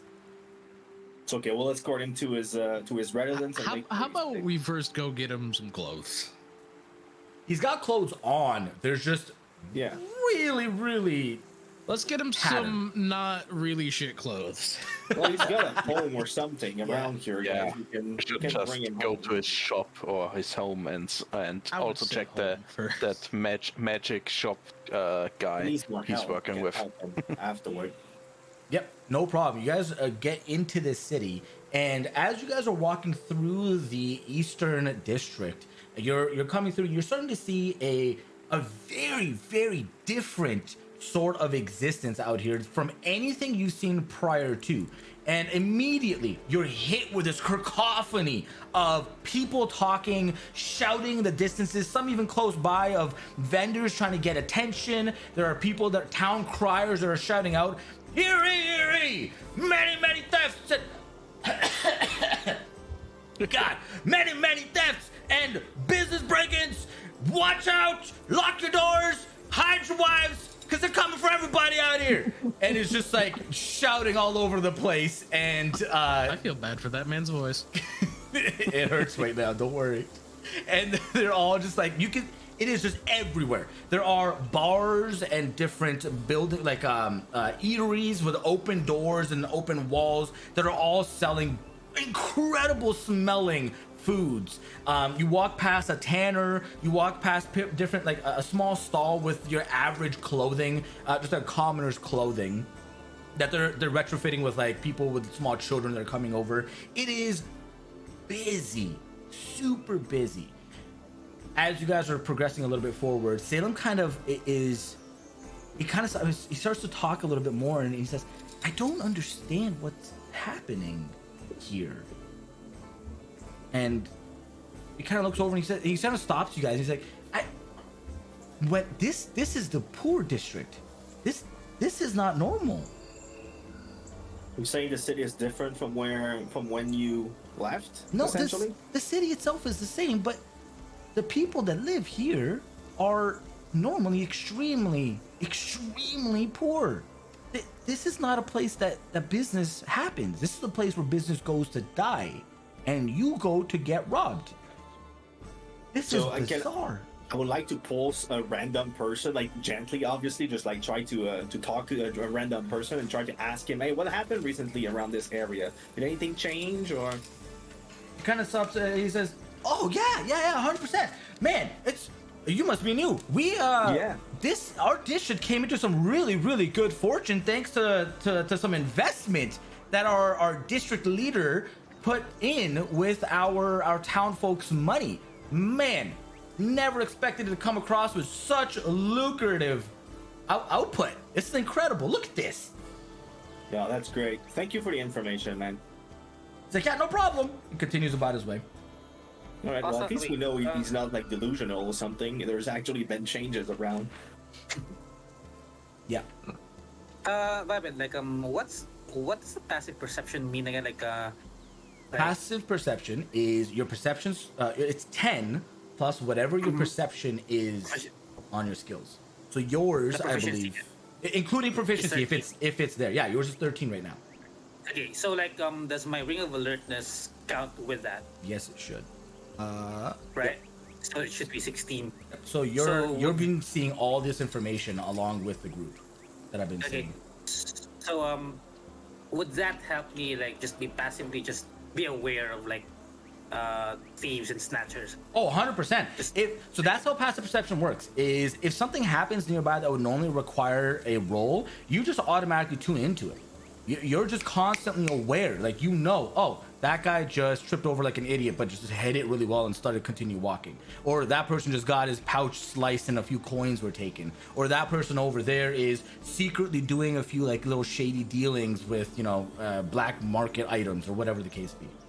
If I find out someone pickpockets me, they're going to regret it. Yeah, so this is stuff that you're just automatically in tune to, right? That's what I've been doing with Kanan and Yubo, because theirs were higher than the groups and met that threshold of minimum values, and they automatically picked it up, right? Like, for example, Jesus, that freaked me out a little bit. Oh my god, this is what Salem looks like.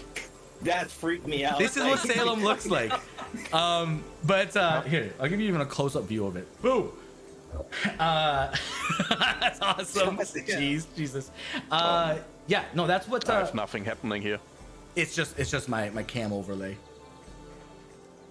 Oh. Yeah, I see it on Discord. I was looking at it very intensely and like, what the fuck just happened? I was paying attention because like. Anyway, on the bright side, his teeth are white now. My eyes. Oh my god. I asked because like when me being a thief, I was like I kind of like extra aware of surrounding stuff. You bet. Alright, 100%. yeah. If any pertinent information comes up, I will make sure that you guys are made aware for those of you that meet that threshold. Otherwise, we'll just we'll move through it. But okay, so you guys are making your way through. You walk past a unique space that is a very large, beautiful temple created. Oh my god, what is happening? Go away. Okay, a large, beautiful temple that is to a deity that you guys have you've heard of in the past for sure, of a person named Pelor. It's a female deity of righteousness and good. That is, Never heard of it. you can see, maybe not all of you, definitely, but most of you have, if you've been on the mainland, heard the in passing at the very least. Yeah, of when this talking thing. about different priests Yeah. in Fairwind, we probably heard about that. Exactly. There's a fair bit of people that are in that space. They're doing their happenings. But as you continue through, you go through another door, a set of doors. It's very heavily fortified yet again. But now coming through and into the main district of Winterfur, you're starting to pick up more of the culture here. And the culture is very loosey-goosey. It's very open and kind of just, we're here to do business, have fun, and go home. That's it. No one's here trying to dick around, for the majority at least. And all of the buildings, all of the structures, they are painted to their likings, but they're all made out of those exact same 10 by 10 stone plates that the outside wall is made out of. It's not different anywhere. All businesses have this. Some have carved inside of them glass panes and doors and like shaped to meet like roofs and whatnot. But other than that, that is a defining characteristic throughout Winterfur. Anywhere you go, this will be the case. You guys continue in and are effectively inside of the main trade district at the center of Winterfur. And I want to make sure that you guys understand the magnitude of Winterfur. It took you guys the better part of an hour walking from the outer wall where you met Malandra all the way to the trade district. This city is huge. It is massive. The eastern district alone is almost a kilometer, if not 2. It's huge. Getting to the trade district, Salem kind of pushes through the crowd as quickly as he could and runs over to his stall, and his business partner is there. You set your eyes on a female elf who is in the middle of just finishing off a trade with somebody, collecting the money and putting it into a chest. And he runs over and she makes eyes with him, and they're just super gleeful and immediately run over and embrace one another. Dwarf and an elf. Huh. Yeah, it's not Lord of the Rings lore. I know. They just innately hate each other. But Hello. Did you say the name of the elf? Did I miss it? Or No, you I didn't. Not yet. Okay. So, hi. We found Salem on the road. He was in a dire situation and we brought him back. What's your name? she like stops for a second and wipes a few tears off and looks at her and says, yes, thank you so much, and like starts to like hug each of you individually, and eventually it pulls away and says, my name is Aefina, Aefina, Aefina Magro. I am a high elf that left my home to come and be of service to the common folk. And I met Salem many years ago, and he's been extremely kind and a wonderful person to work alongside with. Thank you for bringing him home safely. Yeah, I mean, he looked like he needed help, and we're all about that. She says, one moment, runs over and like goes into the chest and starts to rifle around, comes out and like in her hand, she like brings it over to you, Yubo, since you've been talking, and puts in your hand a collection of coins. She says, this is as my thanks for bringing.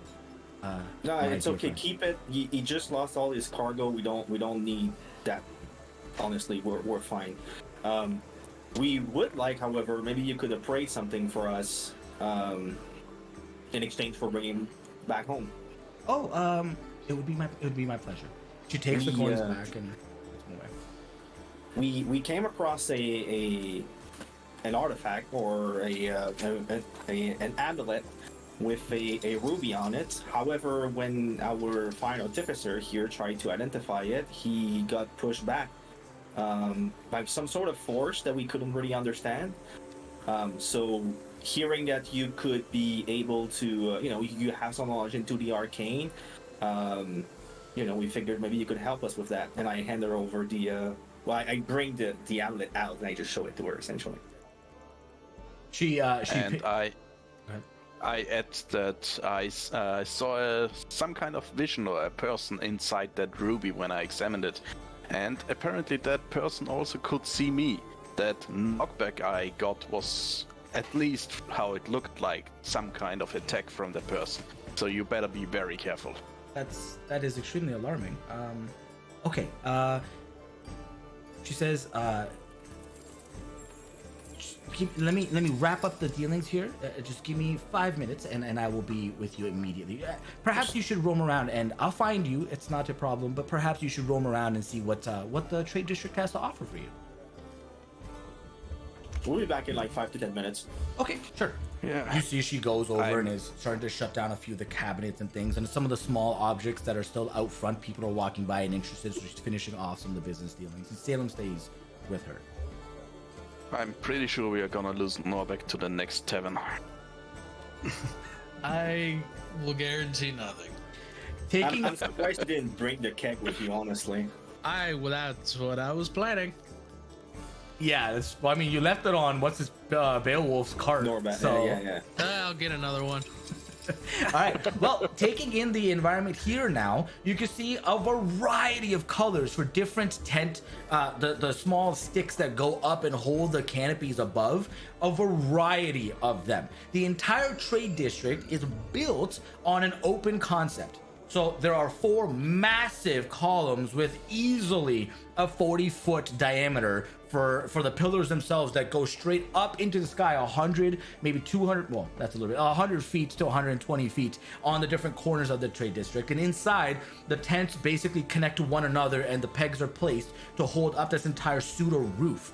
There are areas with like wooden staircases that go up to a second floor, but you're not sure what's up there. But effectively, this area is booming with business, and there are people everywhere bumping shoulders from side to side, and it's very easy to lose your belongings. You can imagine if people wanted to try and do that to someone else. But did you guys want to do anything in the trade district specifically? Look for anything?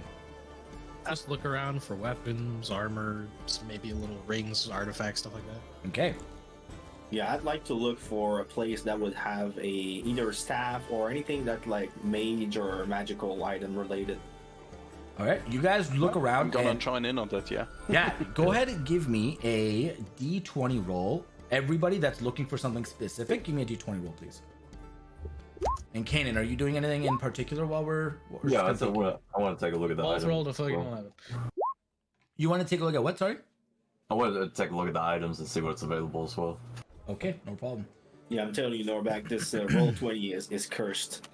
Yeah. 11, It's, 11, it's, 11. it's cursed. Every time you have a roll back to back, it's always the same value. Yeah, it is. Yeah. It is. Just don't do it side by side. Just do it on separate Sure. rolls. Good. That's God. how it works. Yeah, totally. And that's what coding is, right?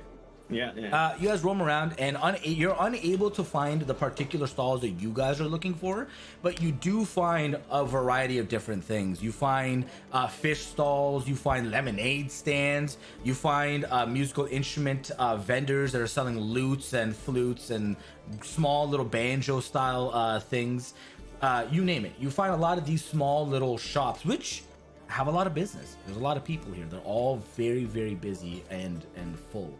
But you guys feel that time go by, and eventually you hear the voice in the back of Athena, and she comes and says, I'm ready to take you if you're ready to go. I am. Yeah, sure. Yeah, I mean, on the way back, Vabin, like, how much would it cost me to just like enjoy like treats and like food stuff? Yeah. We'll mark Yeah, down like- 1 gold. We'll mark down a gold for that. We'll say you're able to pick up some juices, some like small little treats along the way too. One catches your eye. It looks like it's basically is popcorn, and they explain to you the process of making popcorn. Yeah. And they say that they've got more luxurious, and you can very obviously tell he's upselling the fact that it's luxurious. He's like, we've managed to coat this with the most exotic flavors of spices and everything. It is lovely. You'll love it. I want popcorn. Yeah, I love Mark, how you talk like Donald Trump over there. It's that was a sheer accident. Donald Trump. Hey, we have the over. best popcorn. There's no The better popcorn. absolutely Best. fabulous. Yeah, 100%. God, that was a sheer accident. But yeah, if you want some popcorn too, you go ahead and mark down 1 silver piece, and we'll just over the course of your time, Thorfinn. Okay. Yeah, I can snack also. I'll snack on it. Yeah, why not? It is delicious. It's incredible, and it's not like anything you've really had in the past. This seems to be like a new food that is just hitting the streets now. It's a product test controlled by the customers eating it, right? And he's explaining the whole process to you guys. But yeah, you guys continue following Athena as you guys make your way over to what looks like a small, very modest home made of those stone plates, and she takes you to the basement. Simple wooden structure inside, nothing special. And in the basement, she has these very large circular, like magnifying glasses, but blown up larger. And she pulls one large plate in front and another smaller one, and they're different colorations of panes that are on these rings, and asks for their key. Oh, well, the amulet. Yeah. Well, I'll put it in front of the magnifying glasses. Yep. And she says, this is going to take a moment, so just give me some clearance, please. And starts to look Let through. me know. I should be okay, but we'll see. And she starts to like do some hand gestures and is in the process of casting a spell. And then there's a flash of light, and you watch as Thorfinn, you and Yubo would be the only ones with your passive perception, as you watch her eyes go black as she's doing this, and she seems to be like fully stuck in this trance with the key. And Thorfinn, you notice from the key, the ruby itself, inside of this ruby, there's a small swirling black energy. Thank you for the follow. Small swirling black energy that seems to be growing larger and larger. It becomes this like it's like a black hole that is just undulating in the center, and it releases this energy to hit the exterior of the ruby, dissipates, and you guys watch as Athena gets shunted, but immediately like stops herself and starts to shake it off, and is like holding her mind and literally looks over to you guys. Are you okay? Where did you get this object? We technically traded for it. Yeah, technically. That's a little bit of a euphemism, but yes, we traded for it. We didn't steal it, but we got it from, a rogue. Do you Fellow know? adventurer. Do you know what you have here? No, this If is we asked exactly for it to why. be analyzed, why the fuck would we know what it is? Okay, hold back. Let's be polite. Inside of It this was a dumb ruby question. is housed an extremely, and you can see she's nervous. It houses an extremely powerful creature. It took the rest of my day's potency of magic to not allow this creature to affect me. The fact that you, Dwarfsir, were able to interact and not be harmed, consider yourself lucky, because that creature in there that can see you is not one to be trifled with. And she's like, I think I might even have. Give me a moment. And she runs over to a bookshelf and she starts to like file through. She's like, oh, not that one. Yeah, this one. It takes it out and it's a massively fat tome. Starts to flip through. And she's like, this is it. And she like lays it out and steps back. And you guys come walk over this massive tome. And on the page is this drawing, a large drawing of a tiger folk. And it is humanoid in nature. It's got the arms and everything, the tail, wearing beautiful purple black draped clothing. And in the top right corner is written the word Rakshasa. And she says, these things are bred of pure evil. And they exist from a place where kindness, love, light, they do not exist. They don't even have a definition. I don't know how this thing came to be trapped here, but whatever you do, do not let this be awoken were released. How will we do that? I don't know. I So imagine probably don't could touch it, release don't look at it. I imagine don't break somebody the gem, I imagine. that should be a given. Yes, don't break the gem. Please don't do that. Do not sell it. That should be another. Keep it. It's better. Yeah, I mean, since we're apparently able to withstand it to some extent, it's probably a good idea not to push that to somebody else. I would not let that get to your heads. I am not confident that you were unaffected because you're powerful or not. I don't know if perhaps it was just it's been some time since this creature has interacted with any and shunted you out before it had a chance to do anything else. Yeah. Magic is dangerous, so we better keep it safe. Yes, I am certain you know of- whoever owns this key, the true owner is out looking for it right now. Be careful. Would you know who could help us deal with that? Anybody else in the city could be knowledgeable in these type of things? It will take some time for me to locate the correct people. It might not even be here. Or somewhere else. If you know of anyone that can be useful, we're travelers at this point, so The issue here is the only people I've ever known to successfully banish one of these creatures are my kin in Tol Hethelium, but they have closed their gates to the outside world long since. They will not allow you entry. well, there may be some scholars that left, and came around here. So if you know of anyone, if you hear of anyone, just take notes, and we'll come back in the future, and hopefully, or something. If there's nothing, there's nothing. It's not the end of the world. Yes, you're right. I exclusively work here with Salem, so if you need me, you know to come back and find me here. And she says, I don't know if any of you have a magical capability. Well, I suppose you must. And she points to you, Goldar.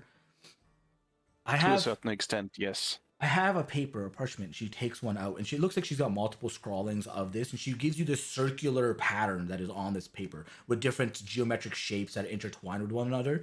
And she says, this is a fast travel location. This is a teleportation circle that is specific to Winterfur.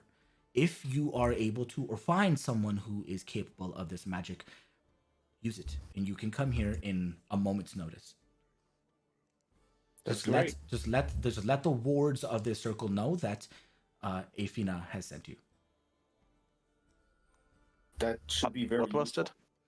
It's A scroll of teleportation. It's not a scroll. She just gave you the drawings for it because the way teleportation the markings circles. for yeah. Yeah, you just need to know what the circle looks like Yeah. to trace it and then do teleport. I have access to that at a later level. Just FYI. Oh, okay. Perfect. So yeah, you guys have Winterfur's teleportation circle right now. Yeah, just one question. You said that whoever owns it is looking for it. Would keeping it in a bag of holding stop divination for it? Normally, I would say yes, but there are magics that are a lot stronger than simple scrying spells, and even so, I can cast a scrying if I wish, and I am able to, with a very small likelihood of succeeding, reach other planes. Whoever this key belongs to, and I don't even, the fact that this came to my mind as we're speaking, it makes me even more terrified. In that vision, I also saw another Rakshasa. The one that I and you dealt with that shunted us out was the one that remained, but the other that reached for it and vanished into the distance, perhaps that's the one that's looking for it. It's possible there are two of these creatures, one among us somewhere on Midgard, and another in this ruby. It's a problem and a half. Yeah. Especially if they release it, we'd have a pair of them. I don't want to even think what that would be like. Probably not fun. Yes, no. So let's make sure this doesn't happen. Yes, please. Keep it safe. I'll find the information in the And I guess it's still the best option to carry it in the bag of holding than just carrying it around. Yes. I guess it's easier to find if it is currently worn or something. Certainly, I would agree. Yes. You said you thought somebody was probably tracking it. Very likely. And Is there a way to maybe block like any kind of signals or anything to make it harder to track? there is. There are artifacts that allow you to magically ward yourself against any prying eyes.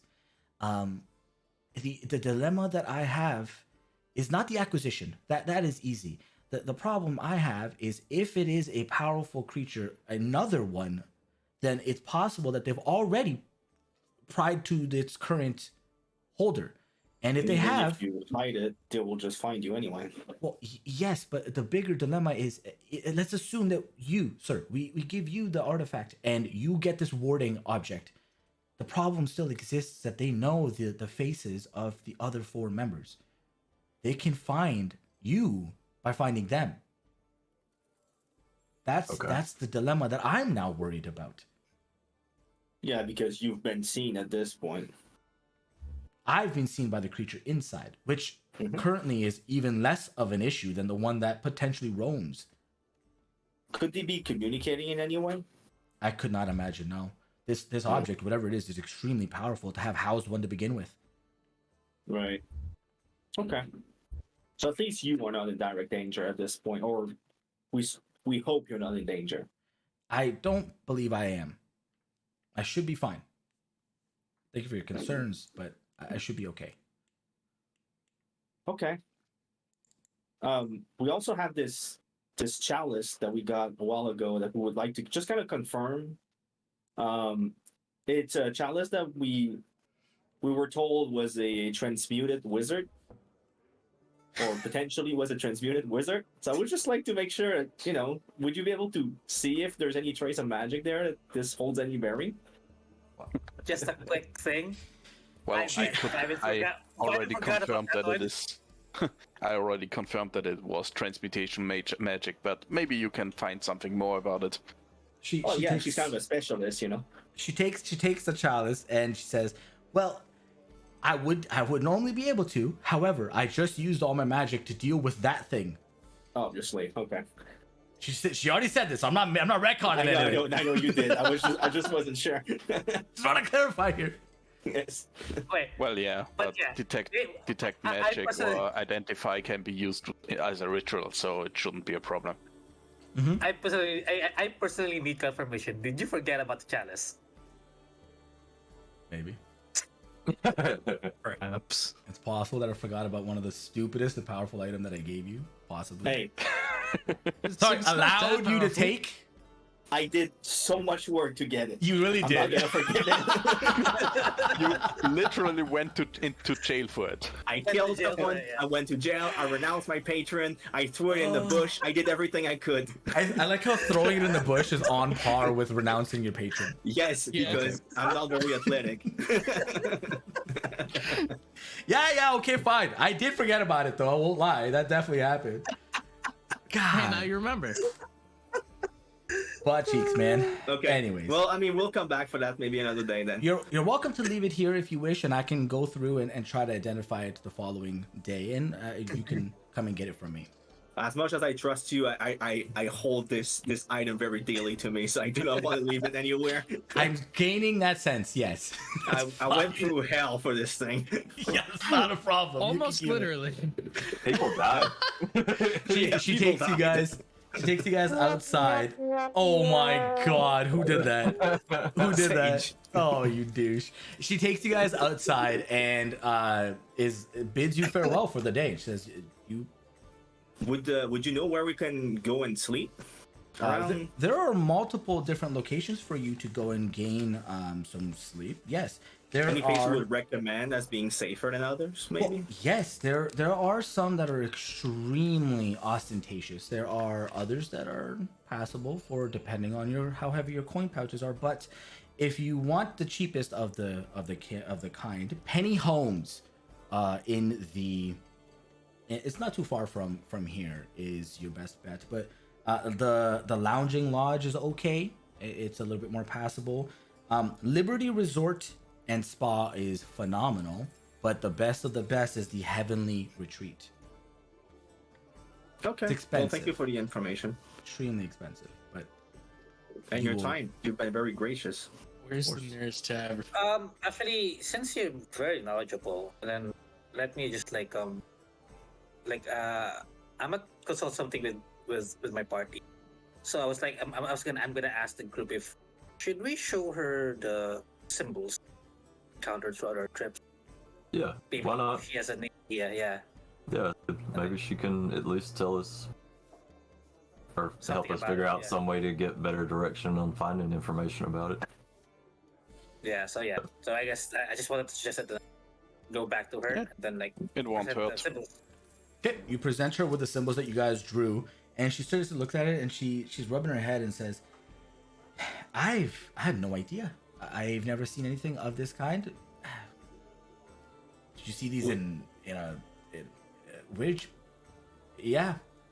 Would you know any scholar around town that would be able to understand anything about? I mean, obviously you don't know what it is, so it's probably hard for you to tell. But anyone who would be knowledgeable in these type of things. I've seen most scripts that exist on Midgard. This is not one that I've seen. So your best bet to get this deciphered at this point in time is to probably go to the Wizards College in the north. That would be my best recommendation for you. Okay. Talking you to again. one of my old teachers, I guess. Yes.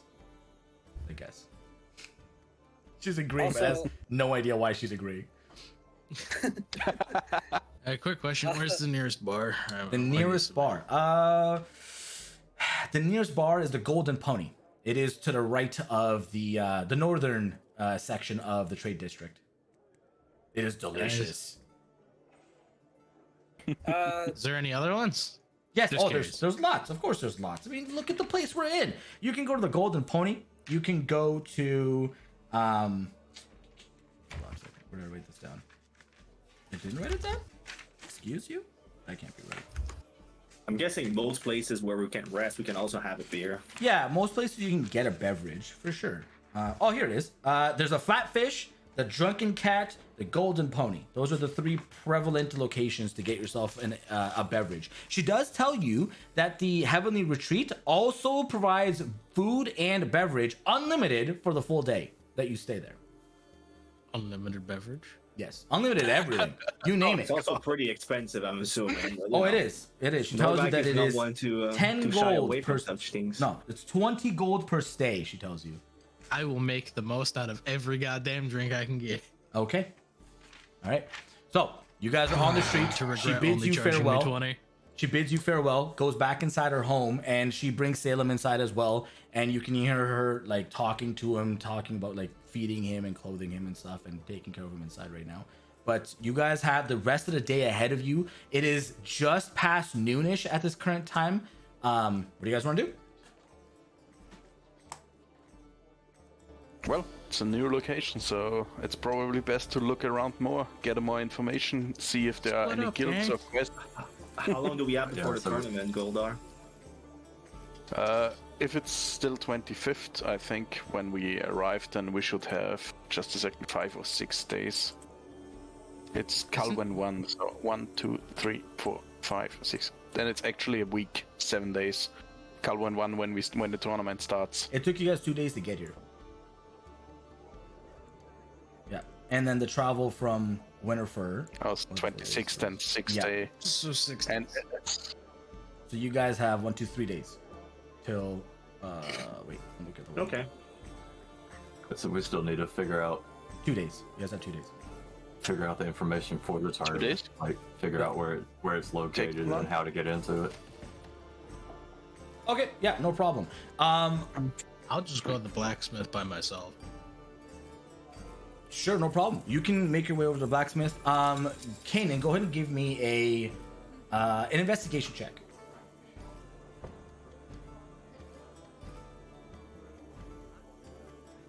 You guys are starting to roam around town, ask some questions, and see what's going on, what's available, what's not. Yeah, I'd probably look around for not a fighters guild, but a place where we could have like contracts as mercenaries or as adventurers. Yeah, opportunities for like. Yeah. Sure. You guys walked past the training institute, like a location very similar to the Monster Hunting Guild in Feywin. It's got those massive, like, thick walls inside. You can see people sparring and training, and there was a large lineup to the main, like, housing district at the very end where people were coming in and out of, and then there was those open spaces for sparring on the left and right. But you guys can make your way. You can make your way over there. Kanan, it takes you the better part of 20 to 40 minutes asking around about a tournament. 98% of the people you talk to have no idea what you're talking about. They're all just like, this guy's crazy. You drunk? Go home. And then eventually you stumble across a few people that are kind of like in an alleyway having a conversation. And you just instinctively shout them like, hey, you guys know about a tournament? And you just kind of shrug it off. They're like, yeah? You go over and effectively you learn that the tournament will be happening in they call it the business district, but it is by the wall at the south of town near the flat fish. There's a large building there that it's a red building on the map at the very, very bottom south of the town. Is there any entrance fees, or is there? Except for the ticket, yeah. As long as you have the entrance, you can get in. Okay. What kind of tournament is it? Like, is it skills or combat? I don't know. They're kind of keeping this one a hush hush. I think it's a combat though. The last one we did was to the death. So like this one I don't think is, because we have somebody really important. Again, it's very hush hush, but somebody really important is coming, and we're providing the channels for them to travel through. Here. I guess for the rest of the day, I'd probably like stay at the Flatfish. Maybe Okay. bring Norback with me because it's booze. I already went on by myself. Yeah, he's already Yeah, he did. I am not with you guys. I am gone. just Right. vanishes into the crowd. Just vanishes into the ground. Okay, Well, it's kind of so hard just for me to vanish into the crowd. I'm kind of just like a pole sticking up. Yeah, but I mean, you Like, can run far enough yeah. between the buildings. There's enough Yeah. structures around to lose track of you, right?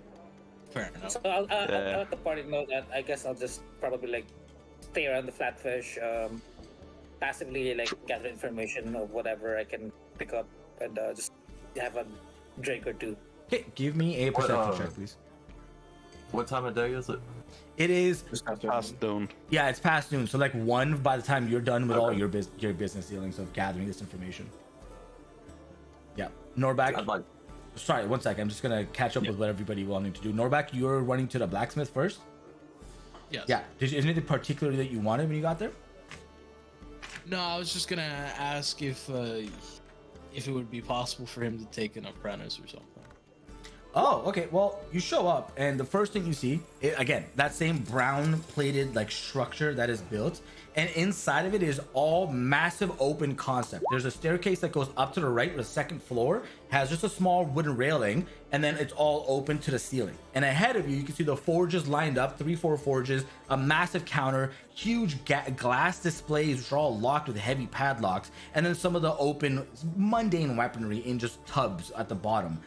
You see this small little dwarf that walks, well, average, I guess, dwarf that is sitting at the counter, who there are others that are behind him currently working the forge. You see a half-orc, you see an average human, and a dragonborn. They're all currently doing it. Interesting, the dragonborn is actually using his breath weapon on the blade as he's working on it as well to get that final nice sheen finish.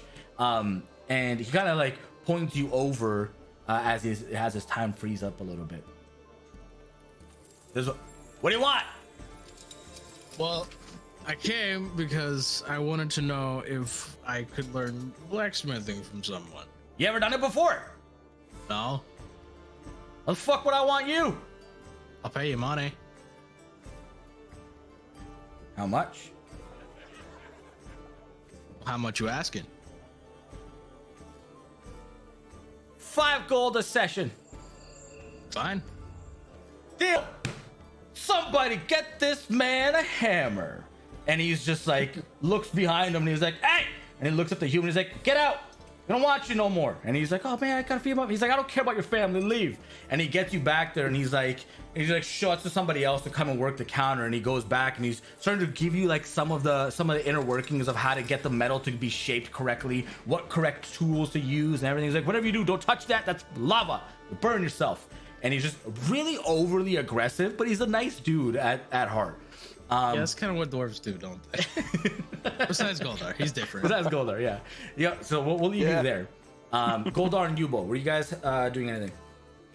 Yeah, I was going into the training hall / mercenary guild. Yes. To try and see if there's any contract and see what type of masters are there, what type of like discipline they train. Just gather general information about the place. Yeah, no problem. You make your way over to the training institute, and inside it is a far better structured establishment. The one in Faywin is relatively run down in comparison to this. This is kept extremely meticulous. All the walls are up, like kept well. The roads are, you can see somebody that's pouring some gravel to fill in a patch type of stuff. And walking through, you can tell that even the instructors here are of a larger magnitude. They have more knowledge and experience in their to help them deliver their teachings. You eventually do walk up to the counter and are met with a few dragonborns, 2 specifically that are standing in front of you, and they tell you that they currently, where the hell is it? Dude, my papers. I've got way too many papers. Okay. They tell you that currently their masters are busy, that their head figures at this establishment are preoccupied teaching other students. However, they do have small, regular instructors that can provide services for every area of expertise. Okay, and they have masters for every area of expertise No, also? at Or? this particular time, they've got a master. Well, yes, actually, they have a master for wizards. They have a master for fighters, and they have a master for rogues. So this is specifically a training hall, essentially, the training area. Okay. This is the training area. For contracts, they tell you that they do take contracts, but they are like a sister company to the one in Faywin, the Monster Hunting Guild. So all the business kind of comes out of there, and they have the exact same contracts that just flow out this way, and they just divvy them out and tell them to go and redeem their money from them. They don't deal with any of that nonsense here. Okay. Yeah. So the same contracts with Dragon Egg and Yes. a troll capture or something. There is a contract out for something they called a shambling mound, which they said occurs only on the stormy days. One for trolls, one for there is no more contract for goblins, dead or alive. That doesn't exist. There are no more contracts for kobolds. That was there. There's the one for the dragon egg. I have them all written down, but those are the ones that stick out immediately to you guys. If I can find it here. But yes, that's what you guys pick up immediately. Okay. Well, I wanted just general information myself, so that's what I wanted. Okay. Goldar? So I guess I'll just go out and try to find a magic shop again. Yeah, the magic shop is also my maybe I'll next goal. ask them actually if they know of where a magic shop is, so I don't have to look for myself. Yeah, this is, Since well, they deal with adventures. the one looks at you and says, did you want an enchanter's shop, or want to imbue you with magical properties, or were you looking for just one that deals with the sale and procurement of magical items? Sales and procurement mostly, but anything you have. We're new here, so we're looking to understand our surroundings at this point. Yes. Then you're gonna want to go over to the business district. It's northeast of the trade district in the center. It's near the university. Okay. Well, Thanks for the info. Not a problem. Have a good day. Bid you farewell. You can see other people that are coming up to try and gain some wealth and contracts as well, and they're signing and stuff, but you guys continue about your way. Thorfinn, you go over to the flat fish. The first thing that you notice is that this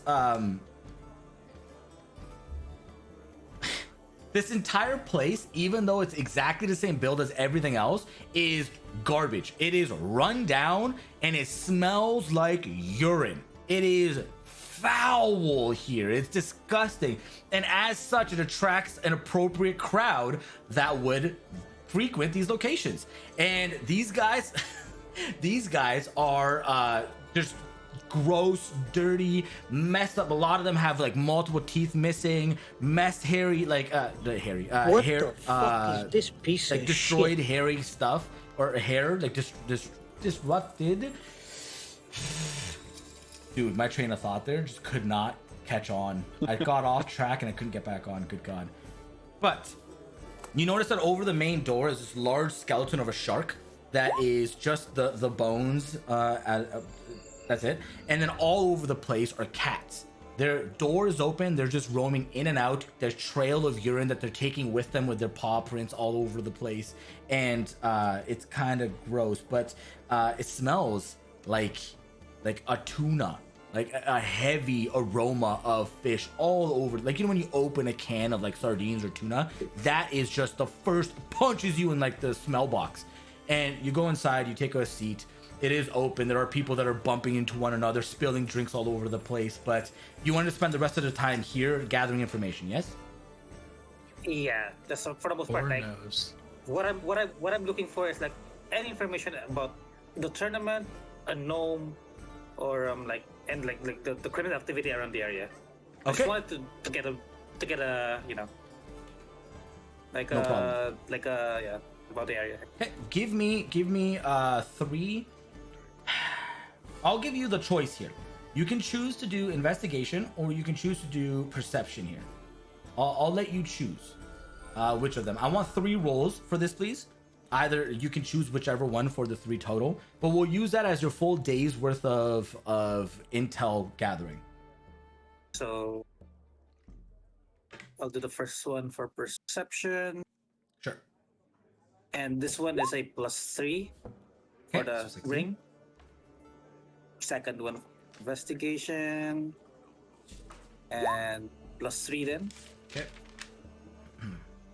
and another investigation check.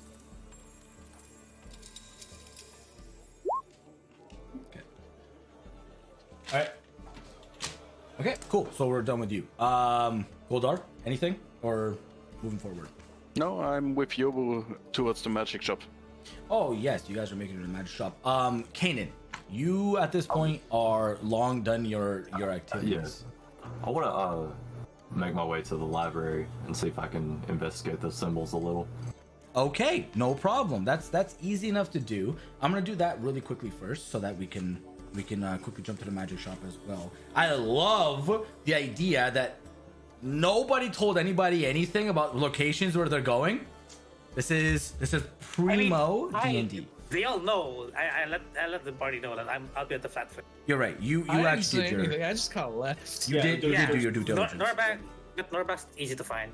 Yeah, he's Fair enough. probably gonna be at the heavenly retreat later and eating and drinking until he's rounder than me. We'll have to Exactly. split up and herd cats again. Yeah. Like I did say, I'm going to make them regret only charging me 20 gold. Kaden, Yeah. you make your way over to the library, and you can see this place is a very, very well-built structure. It has this main column that goes up, has a triangle roof, and then it goes out in a triangle pattern, and then closes off. Going inside, there's a receptionist that immediately is sitting there, and you can see a human male that looks at you and says, yes, is there anything in particular you're looking for today, sir? Or would you like to just peruse about the literature? So I've got someone take out that little note that I had with the symbols, and I'm just going to tell them I'm trying to gain some information on what these could be or what they mean. You can look at it, says, well, I'm not an expert in linguistics. However, there is an entire area dedicated to this. If you go back to letter E, B, and look at row Z1 through Z6, you will find the information perhaps to deal with this, but it has the linguistics for everything else. It's a weird library worded letters of the row is not the same as the start of anyway. You hear in the distance, fuck you. Who said that? A very very magically adept receptionist. Over there, Okay. while walking to the magic shop. Yeah. Fuck you. Exactly. Just you. But that's. Would you mind taking a short break? I need to move. And Yeah. get some water. Let's take a 5-minute break here, guys, and we'll come back into it. No problem whatsoever. Not an issue. Yeah, not gonna lie, I really wanted to pee for a minute. Yeah, It's no, gonna okay. be- At the halfway mark, I want to start taking 5-minute breaks, but I need you guys to help me with that because I don't pay attention and time can go by so fast in this. Yeah, we're already 2.5 hours in. Oh yeah, Damn. And I need to move. yeah, no problem, man. I get it. I 100% get it. Take a 5-minute break. This is interesting. I definitely don't know if I would suggest constantly splitting the group up like this. Jesus, this is so zoomed in. Constantly splitting the group up, but I'm not the player. I don't know. Live and Yeah, I learn. mean, also like Live and it's a learn. practical way to like gather information in the limited time. Well, no, because like you guys I mean, can yeah. technically do things as a pod, right? And then everybody knows what's going on. You guys are in a brand new city that you were specifically told to be careful. There are thieves going around robbing people, and you guys are like, "Yep, split up." Everybody just go about our own way. Also, it's a casualty. Thank you for the follow. I appreciate that. And Marsh for the biddies, Vic for the sub, Joe for the sub. I didn't spug anything. You spugged my heart. Guilty. Ew. Oh, by the way, for liked those of it. you that are watching, we have D&D integration as a part of this. If you want to use it, you need to claim your daily vibes, and then it's in the channel point section. You'll see one that's called daily vibes. If you claim it, you get 2 points per stream now. It used to be 1. And then right there where I just showed the command are the different things you can use them for. You can help give somebody advantage. You can literally... Son of a... You can literally give somebody a health potion. A regular health potion will drop into the game. You can give a bardic inspiration of 1d8 with the Gods of Melody. You can help somebody just outright win a saving throw. Or you can revive somebody at 55 points. The only way to get them is to either be first or redeem your daily points. That is the only way. Or if they want some narrative stuff, they can let the players know, and we can rune it in. Like Yeah. if you want a bard to sing or something, you know. Yes, you can do that too. Twiz, I haven't found. Fan favorite. I haven't. Yeah, there's no negative. Twiz, I don't know what negatives to put in. I've been trying to rack my brain on how. Oh, that's turned off. That should have worked. Ah, man. I think it's because I have this turned off. Here, I'll do it for you. I'll do it for you. Relax, man. Give me a second. Where is this? Cam overlay. Oh, it's 5-minute cooldown. I can't do it. Sorry. Too bad. We can force an NPC to make a pun. Yes, technically speaking, if you want to. I literally have been trying to rack my brain on figuring out how to make a negative work into the game without it unbalancing the entire scenario, right? I thought about doing maybe a spawning of a creature or giving a disadvantage to the group. But What about like a thief encounter? oh, that's coming anyways. So that's I mean, maybe, Well, I maybe mean, you can make it That's more spawn a best, like, creature okay. half our level. Like, you know, like half our creature level. You know what I mean? but you still don't understand. It's very easy to outbalance a combat Yeah, I not know. in your favor, right? Very, Yeah. and all it takes is like a half CR. Those shadows you guys were fighting are Yeah, they're half super low. But that's challenge rating. that's unfair because this is a known creature that is overpowered for a CR level. I know, but I'm just saying that that's an example of something. Yeah. Right? But you can't just randomize it. Like it would have to make sense within the encounter otherwise. Exactly. Yeah. It was just And this is where you as a GM has the power to say, okay, it's gonna be a little bit too powerful. I'm gonna summon this instead of that or something. you're making me. Oh my god. The other problem with that is how about a mild inconvenience? Like Kanan you couldn't trip, be able you to fall run. prone, or something like that. That's not mild. Take his ability to I know. move. Well, falling prone means you spend half your movement to get up. Basically, you still have other disadvantage, but it's not like you're It's not like killing you usually. It depends. If you're running away from the enemy, yeah, okay, that's a little bit worse. But That's otherwise, fair. Keep in mind, why not just make a mimic somewhere? Where? Who knows? That's Don't so you dare smart. turn my mug into a mimic. You guys go to put on your cape you've been wearing since session 1. Now it's a mimic. yes. Okay. Surprise! It's attacking your neck. I feel like I we kind of wouldn't feel bad trust for that anyone. poor bastard that just got thrown out of the plasma. Oh, that would be brutal. That's funny. Twiz is really hates you right now, Joe. Always. That's funny. Yeah, I know that's actually not a bad idea. Not the mimic part. That's a little brutal. But the prone, fall prone. This is why I need other people to help me with this particular thing, because my brain doesn't work well in this realm. Works well in other ways, but not this. Maybe you just drop your weapon. You fumble and you drop your weapon. You need to pick it back up. It doesn't break, but it's on the ground. It's like a minor inconvenience That that, you doesn't need do to. anything. Because it doesn't cost that bonus action or action to pick it up. Well, you pick up an item, so that's something. Yeah, that would take away an action. No, it wouldn't. Or a I bonus. have No, it as it takes away a sheet Oh, yeah, you did. or like a change I of mean, weapon. you Typically, did- that's a specific thing. I did establish that last week where Yeah. I could just automatically pick up a weapon and not cost an action. Yeah, but still, it's one of these things where we as players need to remember to say, "Oh, I'm picking up my weapon to be able to do some things." Otherwise, we're just going there and punching the mob instead of I see what you're having saying. a weapon. It'll add a new element for you It guys to adds like say. we need to be attentive at what the fuck is going on. You know, I like that. That's a good one. I don't know if it's a good one, but it's, Have a it's player one. or We'll make it like a 1. or a character like stub a toe for 1 damage. Dies of stubbing. Dude has 1 HP, he dies. He fails his 3 death throw. You guys were at 1 health in that Naga Yeah. thing. Yeah. You guys would've Dies just of got getting unconscious. stubbed toe. Imagine like Dog. 3 or 4 people redeem that, gets us all to stub our toe, and we all die TPK by That's chat. so funny. TPK by stubbing toe. With fucking Sparky over there, guys. It's just a toe. I like that one, Twiz. Poopy butt is pretty great. Okay. Now I gotta run to the bathroom. God dang it. Okay, I'll be right Should have back. done it. I know. I'm gonna That's go okay. now. We'll entertain chat somehow. We're not entertaining. No, we're not. Exactly. We'll say hi, chat. How's everybody doing today? I don't think they care, because I certainly don't. Well, you're Like, just 50% you know. of chat is right here in this call. Exactly.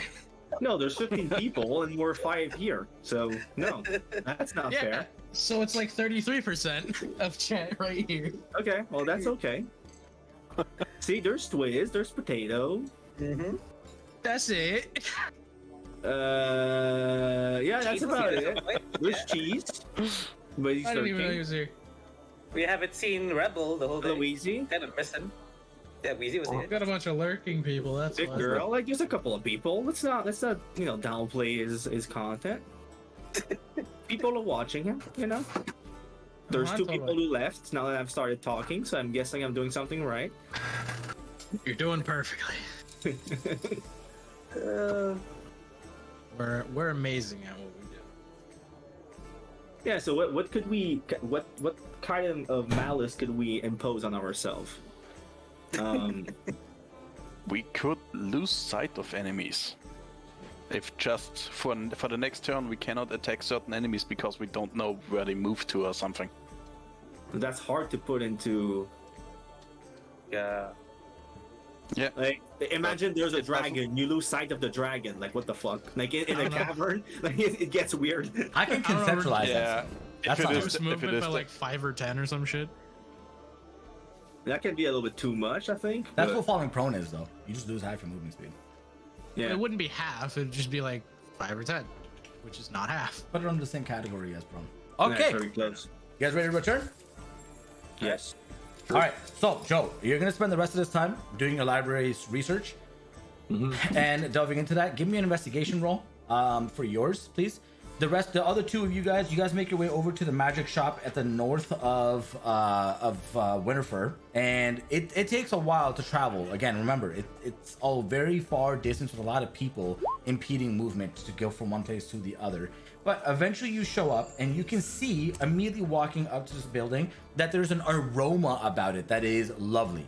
And outside the front, in the glass pane window, you can see herbs that are hanging from like the window sill, and behind, like through the glass again, behind the counter space, everything is made through these like ever-changing rainbow colors that are just perpetually shifting, and these are small little plates that are just changing, and this beautiful display of color, amalgamation.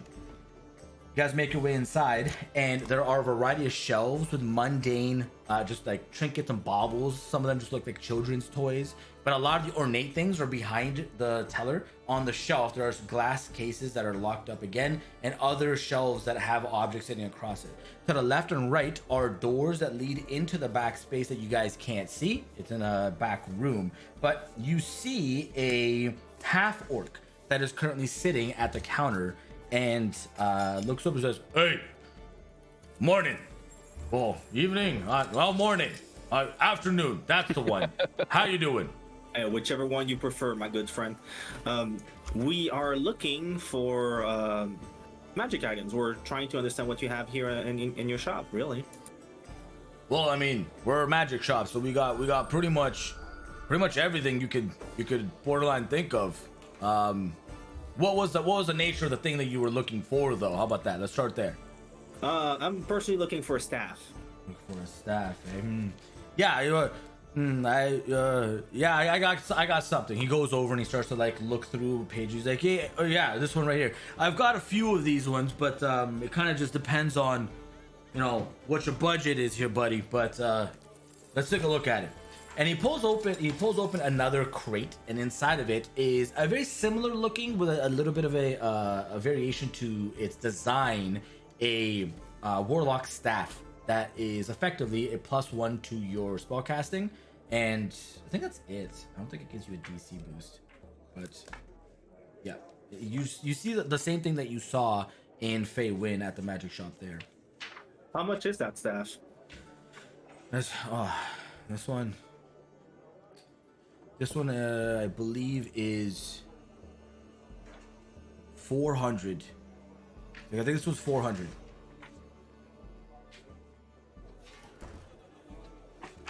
I'll take it.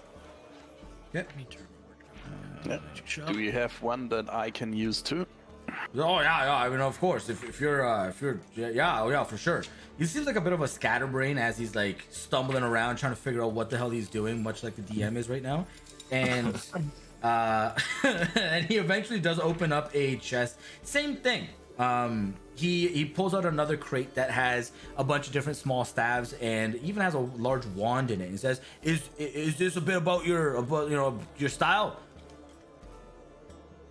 No, I'm fine with both wands and staffs. Okay. Whatever you have that gives us a nice boost.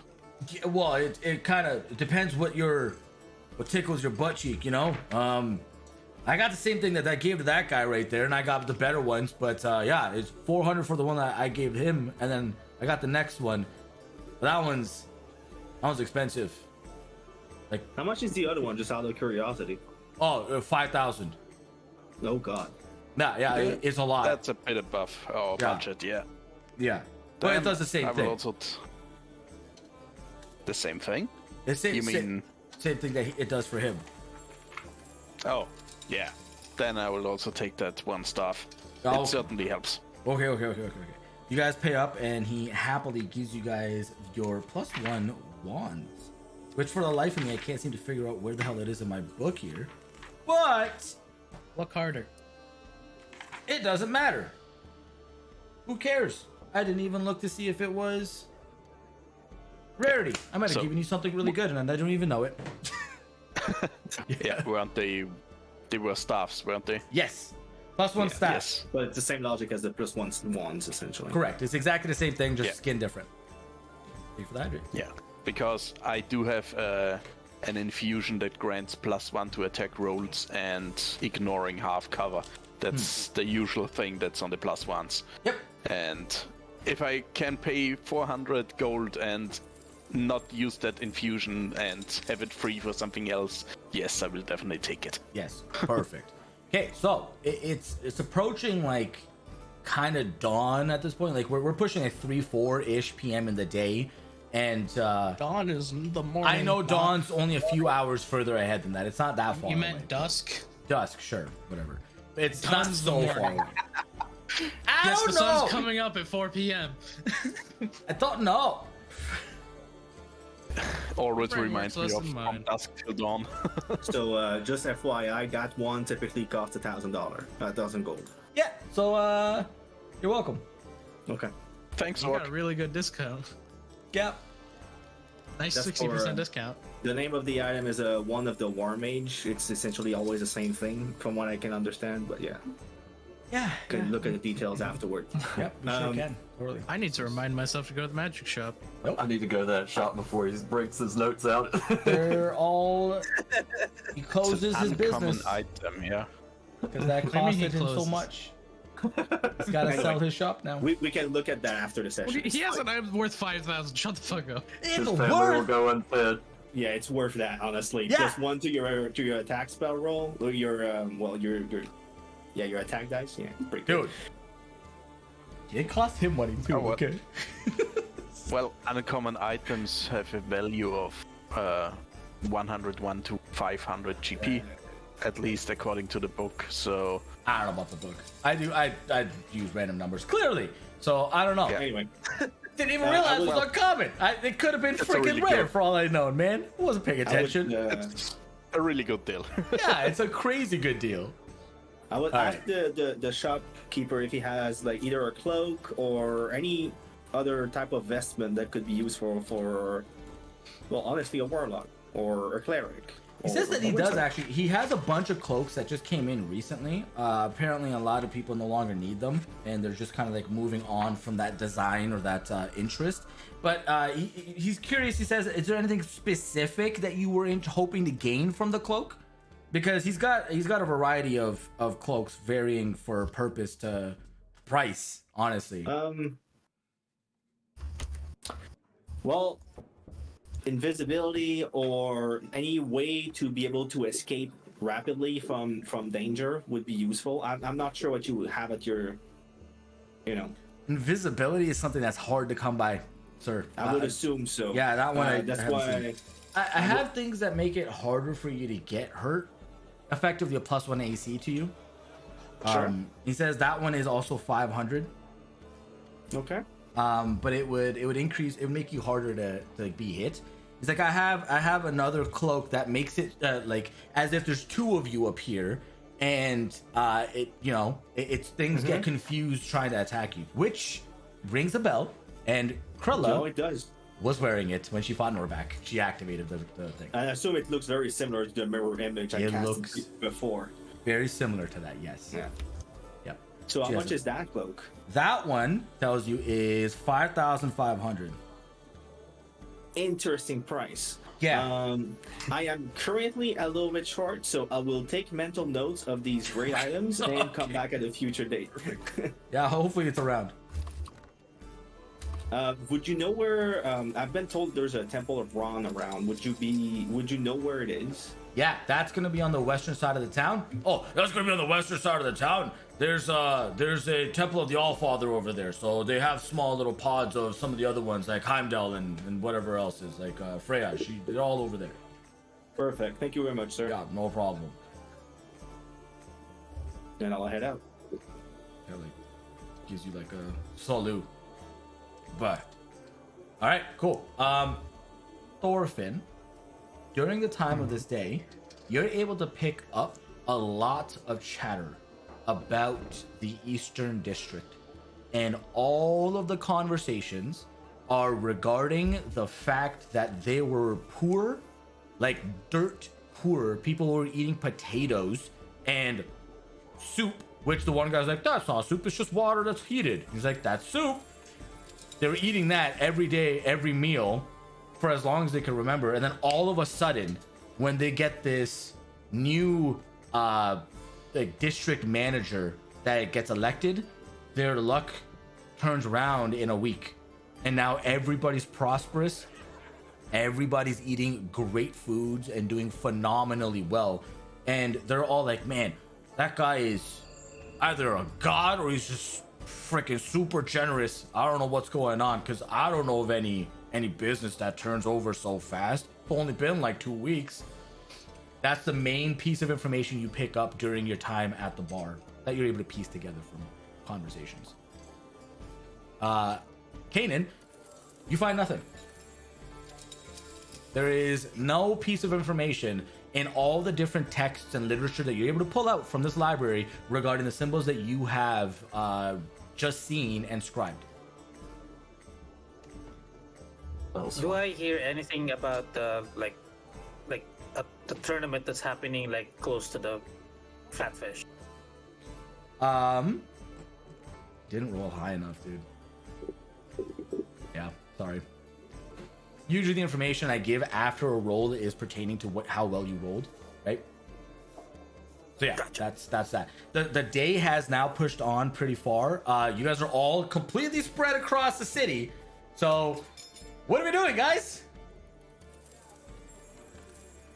Guess I'll head over to the Flatfish and see if Orphan's still there. He's still there. I would be going to the most expensive spot. At this point, I know where the temple is. I'm not going to go there today because I think it's getting late. So I'll be heading to the most expensive place where we know that Norvac is going to be. To try and at least the Heavenly Retreat isn't far from here. Very close from where you guys are. I would turn around and tell Goldar, hey, maybe we should, start gathering everybody around. We know Sparky went to the Flatfish or something like that, and I'm gonna go get Norvac, or at least. And where do we group actually, Goldar? Where do you want us to group? Where do you want to tell everyone that we should go? Well, we should probably go to the Heavenly Retreat, otherwise we won't get to Norvac to cooperate. Well, maybe we don't need him to cooperate, but yes, okay. We'll get him tomorrow. He's God knows what he's doing, but he's definitely going to be hungry and thirsty. Well, here's what if I suggest. He hasn't already. I'm just gonna keep hammering, trying to learn blacksmithing until the dude tells me to go. Yeah, I think we should go to the lounging lodge for ourselves because it's a little bit cheaper. Yes. But that's me. I'd also prefer that for actually staying. Yeah, I will tell that to Norvac at the very least if he doesn't want to leave. So that way he can group up with us tomorrow. All right, certainly. Okay. You guys scour about. It takes you the better part of an hour, Goldar, to roam around and gather up everybody and bring them back. Actually, no, that'd be like 2 hours to get them all together and make your way back to the Heavenly Retreat. Yubo, it's same thing. You're like, oh my god, he said he wanted to do this, he wanted to do that. Where'd he go? And then eventually you find him at the blacksmith because you remember him mentioning it. And to your surprise, you walk in and he's working at the forge rather than buying or doing anything else. But it's around the same time where all the other workers inside the blacksmith finish their work, Norvac, and the dwarf walks forward and he's like, hey, I didn't even get your name. What's your name, big guy? Norvac. Norvac. And he like writes it down on like his arm real quick with like a charcoal piece. He's like, all right, well, when you come back, make sure you ask for me, all right? My name is Dokrit. What? Dokrit Ironhammer. Okay. Yeah. Now get the hell out. I love Okay. Dull I'll be Crit. back. It's a weird name, a Dull Crit. Dokrit. Get it right. That's Dokrit. Don't make fun of dwarven names. Yeah, they're elaborate, man. One of it, I just can't fucking. I'm not gonna be able to It's say it correctly. spelled as Dhukrit. That's one Scottish dwarf. Yeah, that's Dokrit. the Scottish guy. Let's just call him that. Dokrit. And his last name's Ironhammer. But yes, so you guys are outside. Eventually, you do meet up together at the Heavenly Retreat, which, interestingly enough, when you show up, is quite literally a 3-foot wide door, a 6-foot high tall ceiling. That's it. There's no building attached to it. There's no space behind it, but in front of it, it looks like a porta potty. It is just like a closet door space, a rectangular space from where you guys are looking from the outside. You sure this is the right place? Yep, there's a little plaque on the top that says Heavenly Retreat. Everybody in this district is like wealthy, and they're all wearing really, really nice clothes here. This is where you wanted to go. I'm going to. So you said it's how tall? 6 It's about 6 feet tall. Yeah. God damn it! I'm tired of having to go lean down when going through doors. You're welcome to go in, but from the outside, it looks like a complete heap of crap.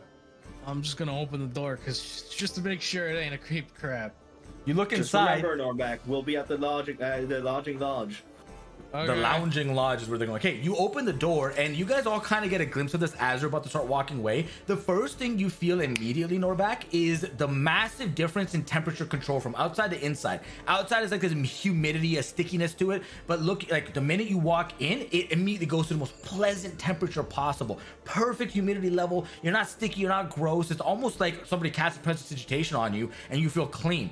You see the small little table, very, very small table to the left, and this, what looked like a 5x5 space, opens up ahead of you 30 feet and it wide, about 20 feet wide. You see the small little table to the left, and you walk up and you see that there is a elven female that's sitting there, very long pointy ears and this beautiful silver hair that drapes down to the left, sharp jawline, and she looks up and says, "Will you be staying with us tonight?" And there's a door to your right that is just there. Yeah, and I'm pretty hungry. Oh, that is not a problem. Have you stayed at the Heavenly Retreat before? No. Well, First time. let me explain a little bit of the happenings. She like turns a pamphlet over and pushes it to your way. She says, "First, in case not to waste your time or mine, it is a 20 gold stay per night. Are you okay with that, sir?" Yeah. Okay. Well, in that case, once you've paid and you're allowed entry into the Heavenly Retreat, you are able to request for anything your heart desires. There will be space, food, beverage, men, women, you name it, and they will be created for your particular stay.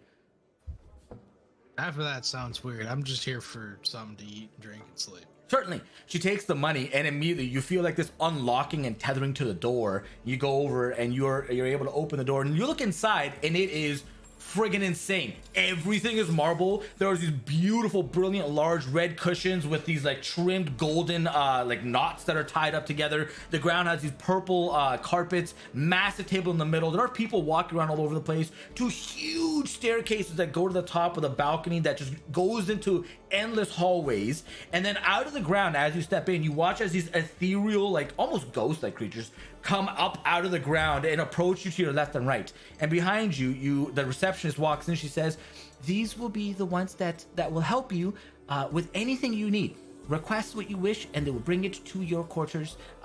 She kind of like does elevator eyes. She says, "And if you wish to train, we can create a space for you to train and fight and get your adrenaline out of your body."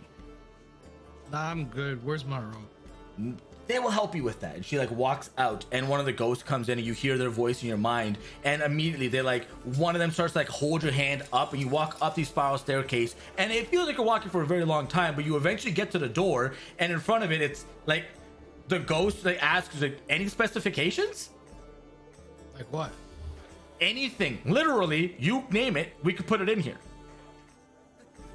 Really comfy bed, and a table, a fuck ton of ale, and a fuck ton of food.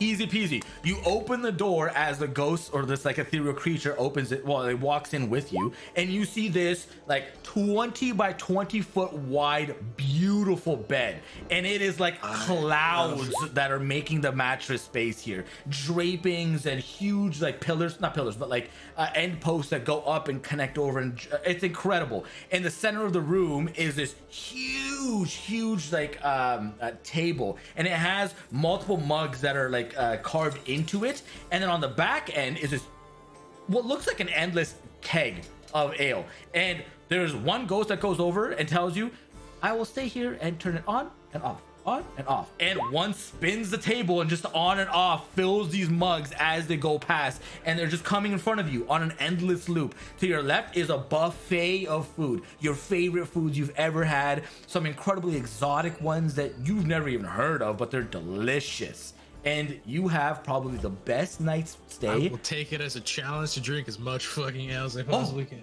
And you can. Totally. You can stay awake as long as you want. And you never get drunk. You just feel great. You're in like a perpetual buzz throughout the night. All right, so that's going to be the rest of your evening.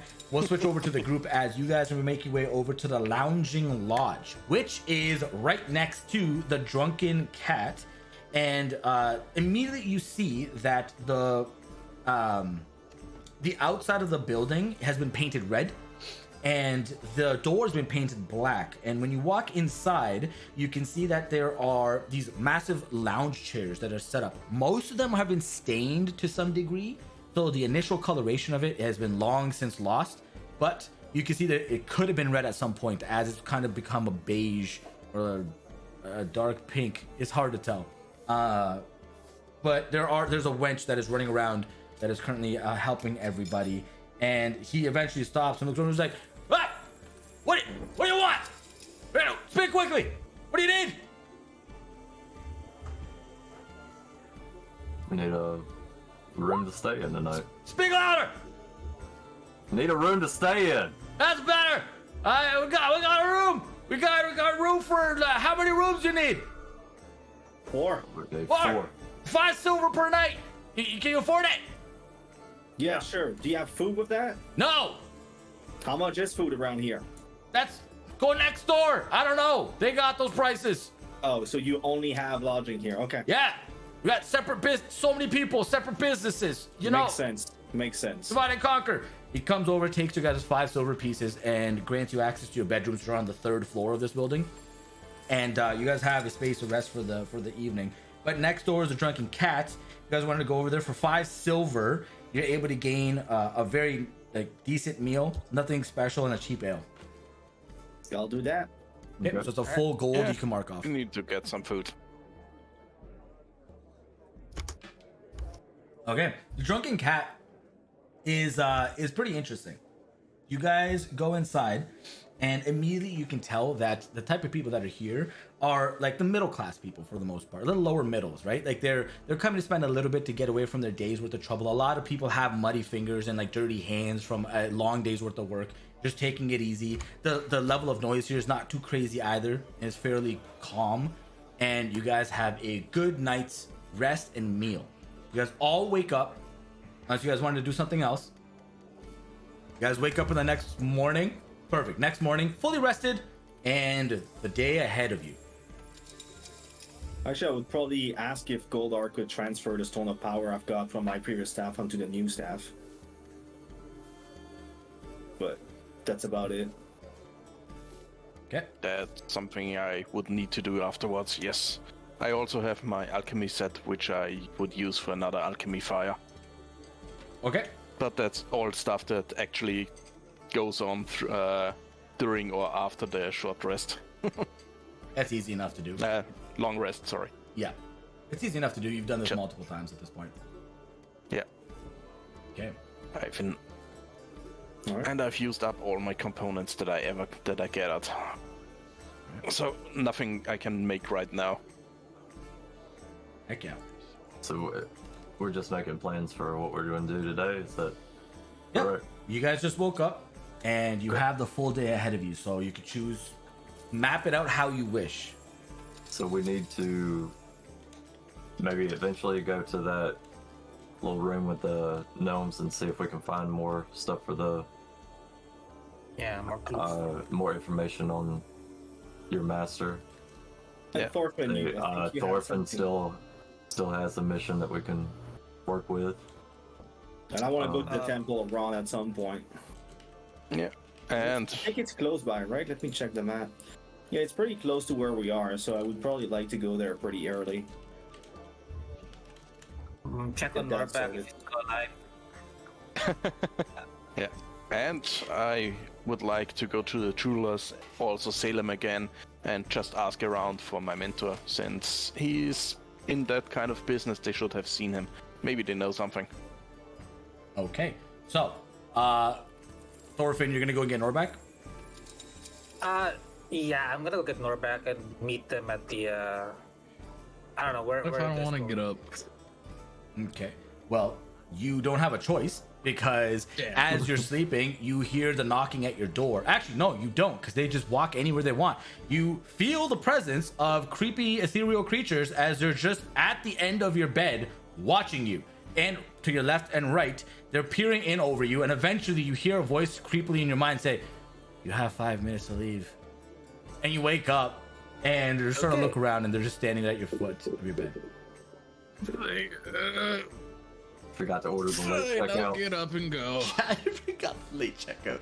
Yeah, you start to gather your belongings.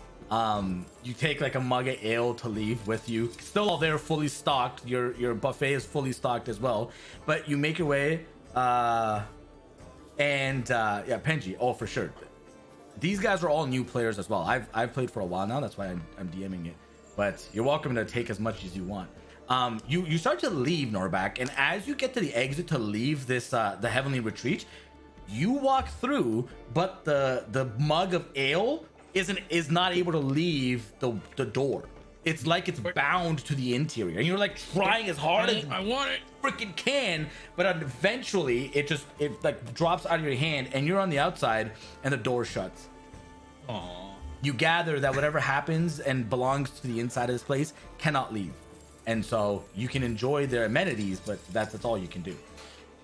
It takes no time at all. Thorfinn, you're able to go intercept him, get everybody together. You guys are all over by the drunken cat and begin to make your way over to. You guys wanted to go to the temple district first, right? I wanted to go to the Temple of Ron I personally. want to go to a different temple. Of what? The Allfather. They're right by each other. Okay. Yeah, it's like the same. It's like the same neighborhood, basically, right? They took over an entire section of the city and just do all their dealings out of it. But yeah, you guys make your way over there, and the first thing you see is a massive, massive structure that is the Triforce, that of Odin, of the Allfather. And to the left of it are smaller structures that basically create this like circular pattern. And in the center is a beautiful, brilliant, large flame constantly burning. There are a few of the priests are walking over and pouring oil to keep it permanently stocked of the flames. You see a lot of happenings of the different priests and the brethren that walk about these areas. Above some of those smaller structures, there's the symbols for the different deities that exist, and you immediately pick up that one of these is for Ron Yubo, and the Allfathers is the big one at the very end. Odin's, I mean. Alright, well, I'm gonna go to the Temple of Ron. We can probably regroup in front of the fire once we're done with our business. Does that make sense to you guys? Yeah, I might as well like ask around if there's anything about Loki. Okay, sure, no problem. We'll Yeah. do all of that here. Okay, we'll go with Yubo first. So Yubo, you walk up to the Temple of Ron, and you see that they're, again, right, everybody's doing their thing, and on top of the structure is that like triangle peak with two bumps and bubbles that come off the face of somebody just drowning as it passes below the surface, and those blue robed priestesses. I'm asking around for anyone who would know a priest named Marissa that was in Feywind not long ago. They do. Yeah, you're very quickly able to meet somebody that says yes. There's another female. It's all women, basically, a part of this priesthood here, priestesses. But she said yes. Marissa was a very prolific member of this particular temple here. How do you know her? I wanted to essentially to convert to that faith and pray to Ron and become a priest of Ron. And so I came by her in Feywind, and she gave me this chalice, and I showed them the chalice. Would my Tressum be around, like the spirit? Would it be around at this point or no? You'd have to summon it. Yeah, I would have to summon it, right? Okay. Yeah. So, and I also made contact with a Tressum that seems to be related to Ron. Yeah, I've been essentially going through the process of praying to Ron and kind of bathing, if you will, into that religion. I wanted to know how I could repay the fact that she gave me her chalice, like how I could just, make sure that. Well, have you been following the tenets of Ron? I have, as best as I know.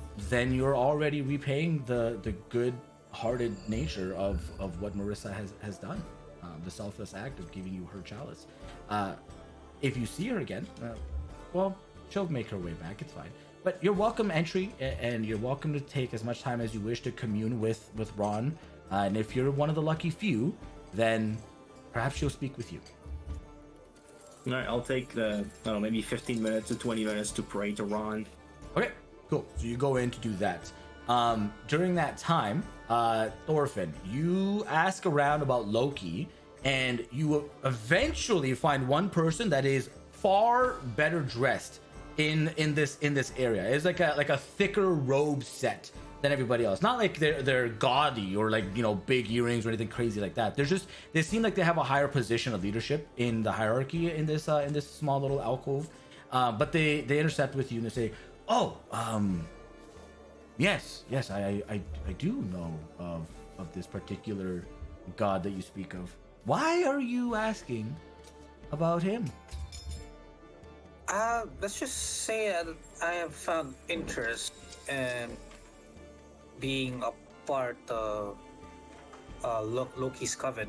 I've been trying to find out more about him, but there's the information is very limited.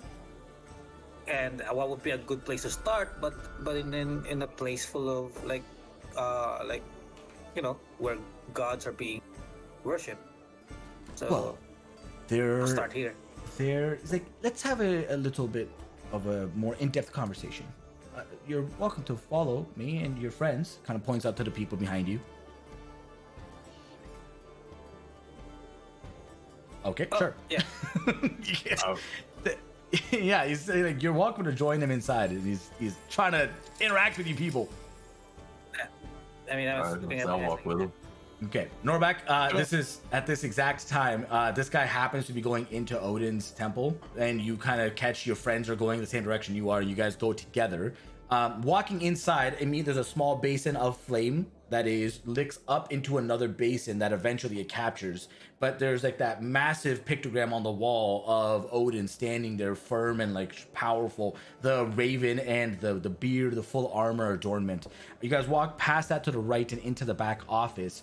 And he has you guys take a seat, and he starts to talk about Loki in a very cavalier fashion, right? It's almost like he has firsthand information about him.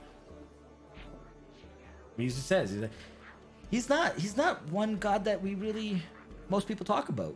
There's nothing really worth knowing there. Well, I would like to know, if there's anything you can share about. Because I don't know. Let's just say that I'm kind of drawn to Loki, and I have heard in my travels that is people who are people like me who is and then maybe I'll showcase my talent with sleight of hand, just to show him what I can do, and people like me tend to be drawn to this god. Well, you are correct. You definitely are. He particularly houses he's got a type, and it happens to be of shitheads. So, I'm not calling you one, but perhaps if you are, then Yes.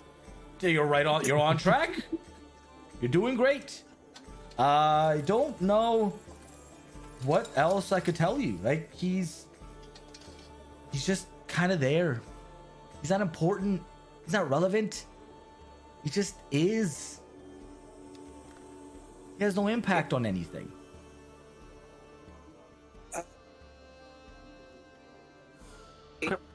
I would do like a perception check to see if that guy is like being straight up. Insight. Insight. Give me an insight. Insight. Okay. Yeah. When you guys want to do things, tell me your intent and I'll tell you what roll. It works better that way. Multiple people are welcome to do these rolls if you guys want to. He seems to.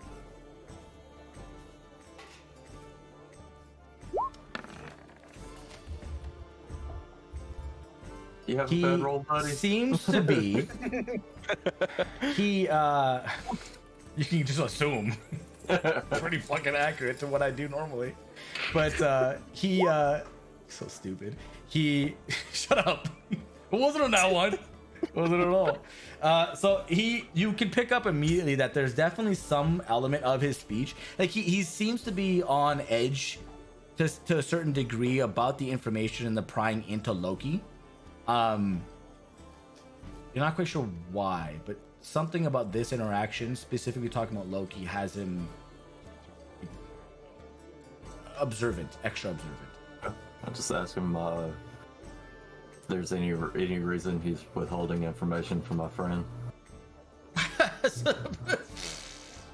Why would I possibly withhold information? I have no need to hold information from your friend. It didn't seem like it. Yep. You're awful nervous, aren't you? Nope. No, I don't. No need to be nervous. I mean, I'm just kind of like doing this. Did you ask me about him? And I'm answering about him. He's like breathing his like robes. Yeah, Okay, well, it is. Okay, now I do notice like how you're like aversive on trying to answer my inquiries. May I at least know why though? Like, I know you know more than you're letting on. Like, you're telling us. I would like I myself personally would like to pursue more information, but I kind of want to know why I'm having a hard time. With what? Like gathering information about Loki. Because people, Like I said, I am drunk. He's just saying again. He gets a little bit more like shifty. He's like I said, he's a nobody. He's about as forgetful as a fart you did last week. Among the gods, he is just there. He's just in the happenings that happen in the background. You don't go and speak to some person and then make it your daily quest to all of a sudden know the full inner workings of their life. No, but if you met a king or a lord, you sure would. You'd want to know. You'd want to know why or how. But Loki's not one of those. I grumble under my beard. Dissing a god, no matter how small, feels like a kind of bad idea, especially if he's a trickster. Especially if he seems like he's everywhere, he might be right behind you and hearing you like talk shit. That might I'm be a bad thing. not concerned. Odin looks over me, and none of the gods are going to defy his will. Okay. It's at that point that you from Goldar's comment and this last sentence here, your passive perception picks up that his hand that was like fairly calm. I'm very animated with my hands, but at one point his right hand kind of like reaches over to the desk beside him to the bottom, and he's kind of like grabbing or holding something underneath the table to his right side.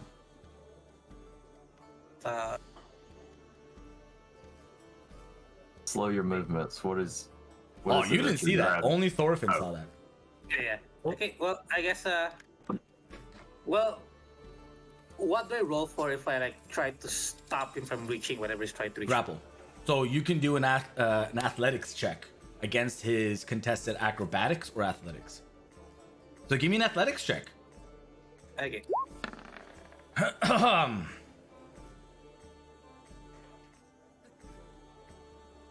One of these days. Oh my! Not today. One of these days, but it ain't today. Dude, you didn't just grapple him. You fucking like. I don't know what worse it is, but You grabbed him and dragged him over the table or whatever. What the fuck? You like it's like a split instinct. Everybody else that's watching this conversation, you guys blink and Thorfinn's on this guy and like has him off of the table and holding him off to the right side, and like he's like squirming, trying to get around. You grab his arm and like lock him in. What I just did is like I just saw his arm move, and it's like just like get his hand. You gotta narrate this before I narrate it. Now I gotta fucking go backwards. Like quickly, like take his hand. Like look, I'm sorry, my friend. You were moving quite dangerously there, and just instinctively, I just wanted to protect myself. What were you trying to do? You're so fast that you grab his wrist, and in that moment, you surprise him, and whatever he's doing underneath, you hear a thud on the ground of some heavy object that hits the wooden panels on the floor. And he kind of looks down, he looks at you, he's like, you don't understand. Magic hand to get it. Yeah, you mage hand over, you pull out this extremely old, dusty tome. Looks like it's hundreds of years old. The leather on the front has worn, crinkled, and curled even to some degree, and it is completely bound shut with a metal binding on the front with an All-Father symbol at the top. And he's like, listen, you don't understand, and like he's trying to like release his hand from you. Yeah, it's like so me still holding him, like, and you know, surely right by at this point he's really intimidated by what I did. Like, mind if we borrow this? I don't. Fine. And he like moves the things off his desk. He's like, you're welcome to look at it here, but you're not going to leave with this.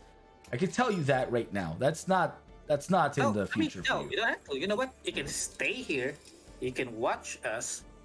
Check this out. While I watch you, watch us. Fine. That I'm okay with this. He like stands back and like out of view, but he's watching you guys intently as you're watching him watch you. It's great. And the book is on the table in front of you guys. And like I said, it is a very, very old book. And inside of it looks like there are loose papers and different texts that are just jammed into this. That leather binding closes on the front, which is a larger All-Father symbol, and then a smaller one that is actually connected to that binding. And I just look to Goldar and you open the book. They're like, Yeah. Let's take a look. Let's at least browse through and find some information, maybe something that concerns Loki that actually helps us. You go to open the book and it does not open. Nothing. Does not budge. Then let's take a look at the binding or whatever is keeping it closed. Okay, give me an investigation check. Norback came What in. about? Good. I was gonna say, it's like, what if we just have Thorfinn open the damn book? He's the one been asking about it. So. yeah. I mean, like, I'll Yeah, well, he's in a staring contest right now. Yeah, pretty much. All right, I'm gonna boost myself because it is something divine. And I don't even need it. Gross. Yeah, you start to inspect this book. The first thing you start to pick up is the binding is a normal book. There's nothing special to it. And you start to see how you can undo the binding and basically break it open, but find no logical way to achieve this task. Even though you are very in tune with how this book is built, you find no logical, common sense way to work at this book to get it open. You even look at the binding that shuts the front itself, the one that the latch. You fall to the back, and it seems to just magically be bound to the back of the book with no like stitching, no welding, no metal work, nothing. Even the latch in the front is not attached to anything to lock it. It just sits on the cover, and for some reason, it's just not giving a way to be opened. I'll just switch places with Thorfinn here. You open it or something. Maybe you'll have better luck than us. It doesn't make sense. I can't open it. So yeah, Thorfinn, you are the only one who probably has a chance to open it. Give it a try. I'll try to check the book for like if is if there's anything like divine about it. Give me a perception If check. I could- Actually, no, you wouldn't even need to. There's no point. Yeah, Never mind. It's like, you. I possibly do that. Yeah. Well, no, this it's not because of that. It's because this is so obvious to you. But you walk up and you start looking at the book, and on the very front where the All Father's symbol is, you see that there are 5 dots that in a crest show up above the symbol, and they're like this brilliant like moonlight type of color that's like it's like northern lights when they dance. It's like that's dancing on those dots, and then underneath it there's 2 more dots at the bottom of the symbol. No one else sees this, but you're able to pick up on this particular detail. So what do I need to roll for to like check how it interacts and if to figure out if it's like if it opens? I'm telling you, it doesn't open, but that's what you pick up. You still try to pick it up or try to open it and everything. It looks like this, by the way. This is what you're looking at, symbol wise. It's literally the All Father 5, 1, 2, 3, 4, 5, and 2 dots underneath it. Yeah, like connect the dots. Isn't that the same thing that was in the temple? The middle, the All Father symbol was in the temple, All yeah. Father But symbol. there's no dots have ever been seen. This is the first time you're seeing the dot combination. I think I showed this picture just to get the All Father symbol, but not the dots. The dots didn't exist on anything else. I would like to investigate the dots. There's nothing. You run your finger across it, you try to smell it, you try to look at it from the side angle. You gain no information from these dots. They're just there. Okay. When I ask the guy how is this open, or how do we open it? I don't know. This was dropped off at my table while I was in the room. What was your intentions of grabbing it? I was afraid that you were here to steal it. So I was going to grab it so I could bolt if I had to. We didn't even know it was there before you. I don't did know that. Listen, Okay. the circumstance here is that So what you're saying is this book doesn't belong to the temple, right? this book belongs to the temple in its entirety. Look at the top of it. This is a book for the All Father. Why would this not belong to the temple? But like, if do you any, not know? the headmaster himself has every right to have this present here. Anybody who's has a purpose to view it shall, but it doesn't open. It does nobody any good if it doesn't open. You know what? There's something I kind of forgot, and yeah, I would like mind if I ask who you are? My name is Thorfinn, and Sorry, yes. mind if I ask who you are and what your position is here in the temple? My name is Kenlu, and I'm the headmaster for the All Fathers Temple. Oh, so you were the headmaster. Okay. Well, I'm I sorry am, for yes. being rude. I'm sorry for being rude of what I did earlier. I just like I understand.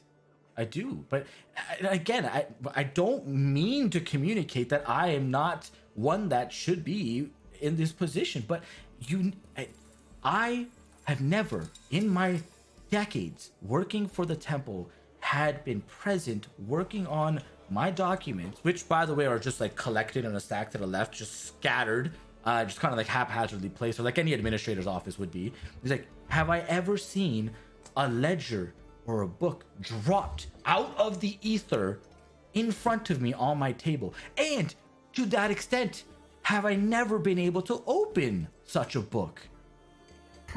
This is Okay. We had a lot of vials of health potion drop in front of us, weirdly enough. I would like It sounds so- very similar. so like so items dropping out of the ether. We are kind of familiar with that. Would you mind if we help you try to figure out more about this book? I don't know how you would, but again, this book is not going to leave this temple. I will not allow it. Nobody's taking your mean- book, buddy. Yeah, we do not take your book. You can have it, but we would like to. Again, we're here for information. This is why I'm here. Because to be honest, I've been trying to figure out why these divine things are happening around me, around us, and that is why I've been trying to learn more about the gods, especially especially this particular god that, for the most part, has no information, and I kind of want to know more. And if there's anything like if you know any followers that we can talk to, if there's any like locations that we can start on, yeah, Let's put it this way: those that follow Loki keep to themselves. They keep to the shadows. They do the back dirty work that no one sees or interacts with or ever gets to know about. You know of this so far. However, he, like you said, is a trickster god. And the fact that this object appeared at my table could very well be pertaining to his dealings. And if that's the case, this is a problem.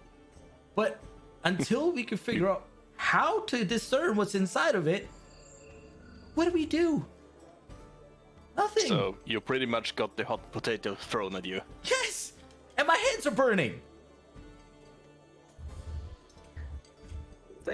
Go gain information and come back. I promise my doors are open. Yeah, and again, I apologize for being strong and just I appreciate your help. And I hope we'll get back to you once we know more. Thank you. Not a problem. And he gets up and he starts to show you guys the way out. Norback, I kind of want to hang back and ask him a question. Sure, no problem. As everybody else is rifling past, you have a moment alone with him. He kind of looks over at you. Yes? It's like, I keep seeing the Odin always, he's always shown us, sometimes on a battlefield, he's, always great. And I was wondering how I could possibly become a follower of Odin, because I've never done religion stuff before. There are many ways. You simply need to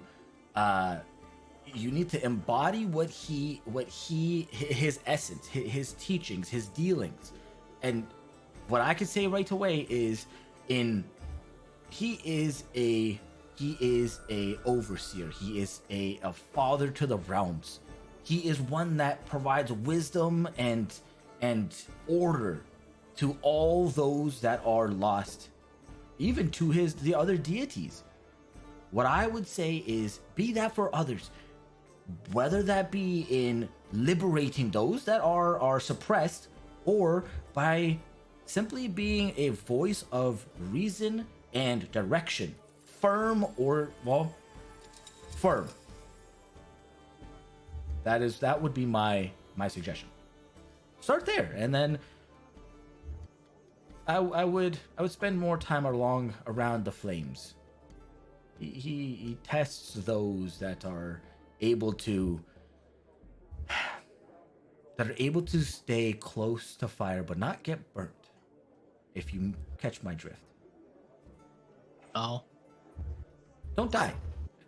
Go. Oh, I'm good at that. Okay. That's it. Should be fine. All right. Well, you have a good day. You too.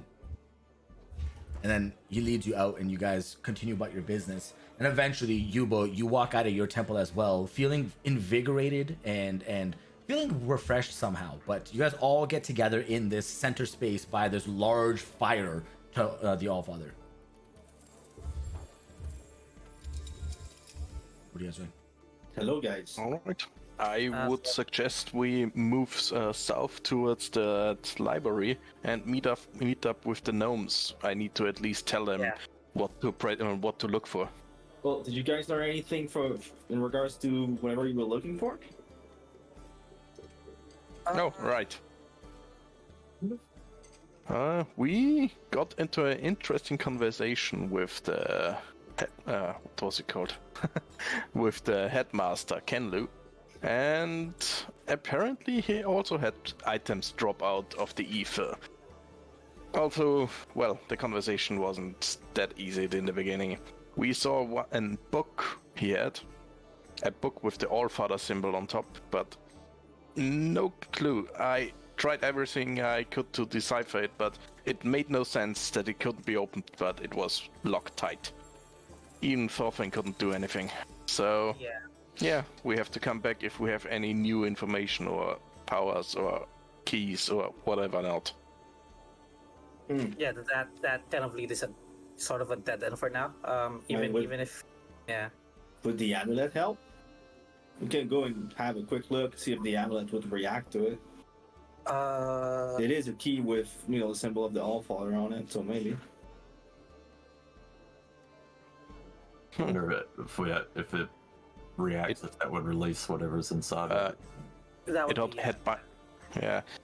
I didn't really want to risk it, and I think it didn't have a keyhole or something. Well, no, but maybe just laying on top of it would have some form of interaction. It's magical items, after all. Yeah. We don't know. Yeah, I just got let's say, bit more cautious since I knew that something is sealed in there. yeah.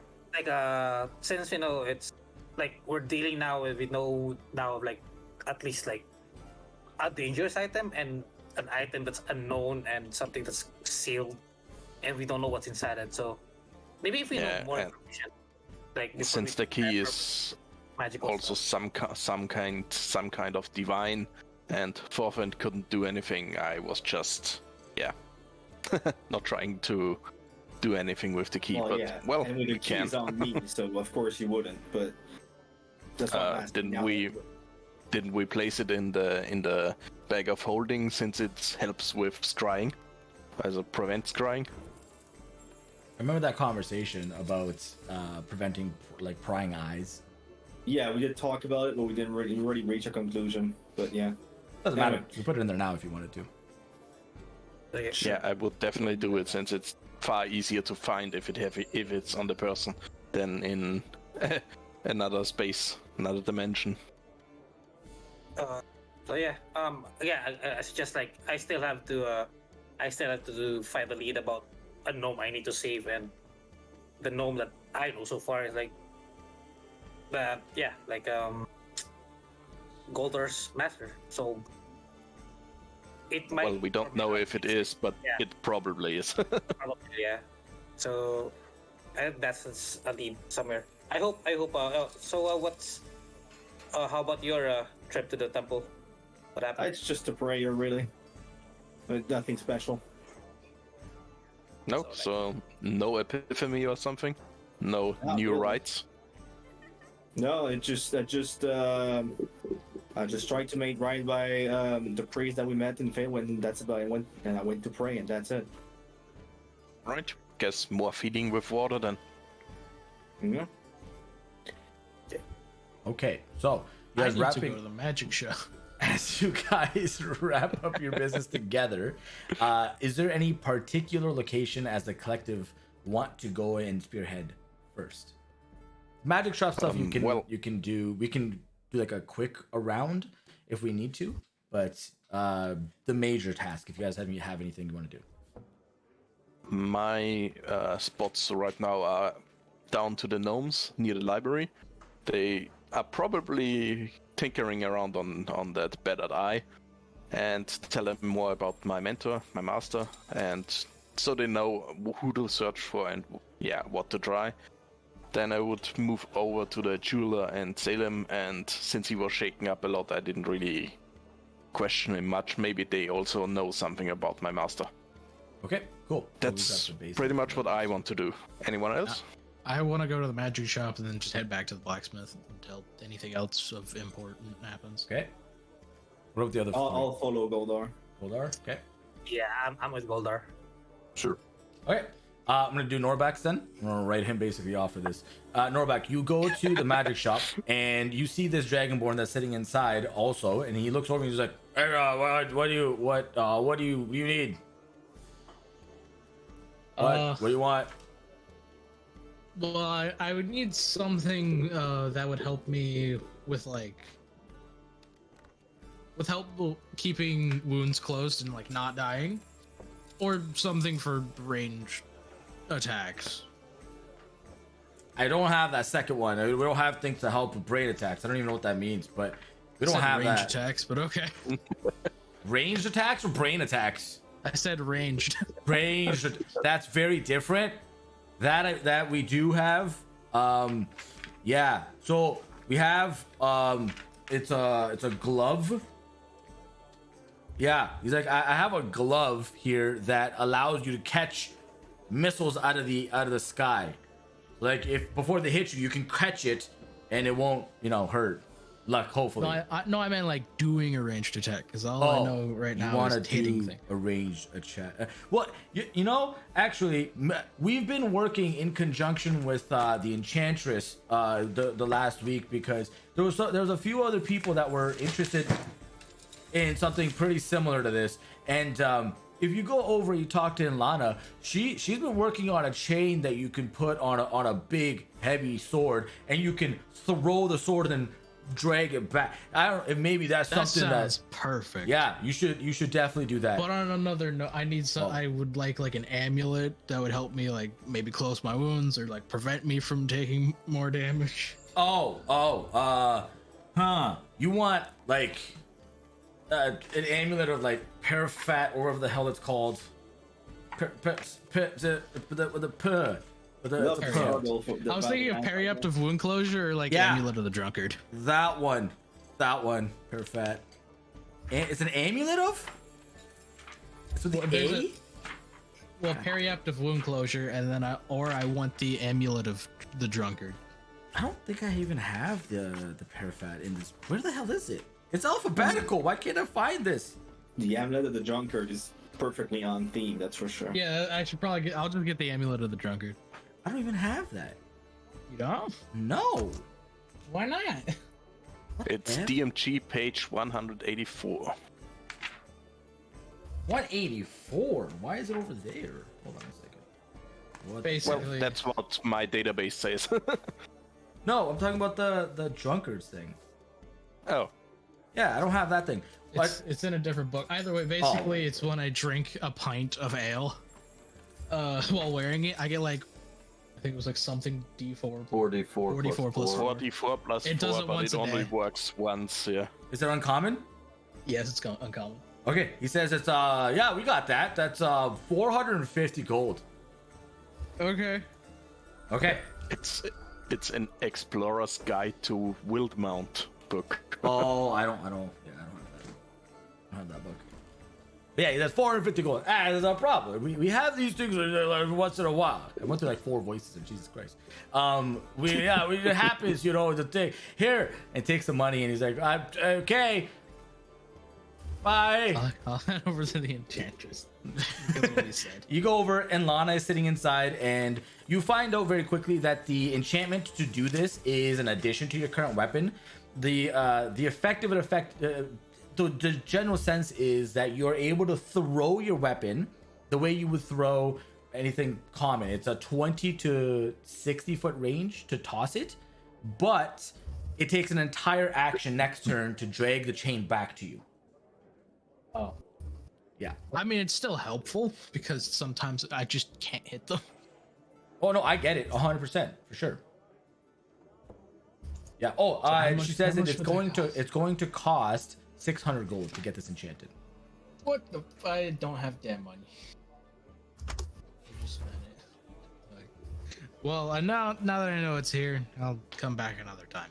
Okay, no problem. Yeah, she's working on perfecting this particular thing. You go over to the blacksmith and you're starting to work on the blacksmith stuff. The rest of the group, you guys are very close to the basement that Gnomes had mentioned, and you guys make your way over. And on the outside, it is just it's a regular home. It's fairly just like well kept, and nothing about it stands out or has any particular objects that would discern that there's any type of blueprint for construct creation in the basement. You guys knock on the door, and one of the gnomes does eventually come up and opens it for you and says, oh, you're here, yay, okay, follow us, we're downstairs. And then shuts the door behind you. You guys make your way to the basement, where it is well lit. The walls all have sconces over here, and there are multiple different stations set up. The first one is like a rudimentary planning station where there's a lot of parchments, scrolls, and things of the kind. The next one is one that has like the skeleton models for whatever would be built. On that table, you see the constructs that these two gnomes were using to battle each other. Their remains are there that they've already dissected. The third one is one where it's like the soldering arms are there, and there's different glasses that are used to magnify and look in closer. There's a fourth table that is They have no idea, but Goldar, you very quickly pick up that it's one where you can imbue properties that are beyond just the material objects that exist here. You can provide a magical component to these constructs, and then that's it. And then the rest of them are just kind of like a storage space. But they go over, they show you the wooden barrel that had the scroll that they took out of, and inside are a bunch of other ones. And very quickly you can discern these are super mundane. They're just like mechanical arms that have no function, mechanical feet that have no function, so other small little tiny trinkets and like circular balls that don't have a function. They look like they were preliminary drawings for something that was to come. I guess I do remember or recognize the craft shift as also from my master. Oh yeah, immediately. Cool. You recognize that this 100% was where your master would have stayed when in the city. Okay. I guess for estimation on how long that stuff is already in there is, what is that? Okay, go ahead and give me an investigation check, please. All right. I would like to help him with that. Oh, okay, you get advantage.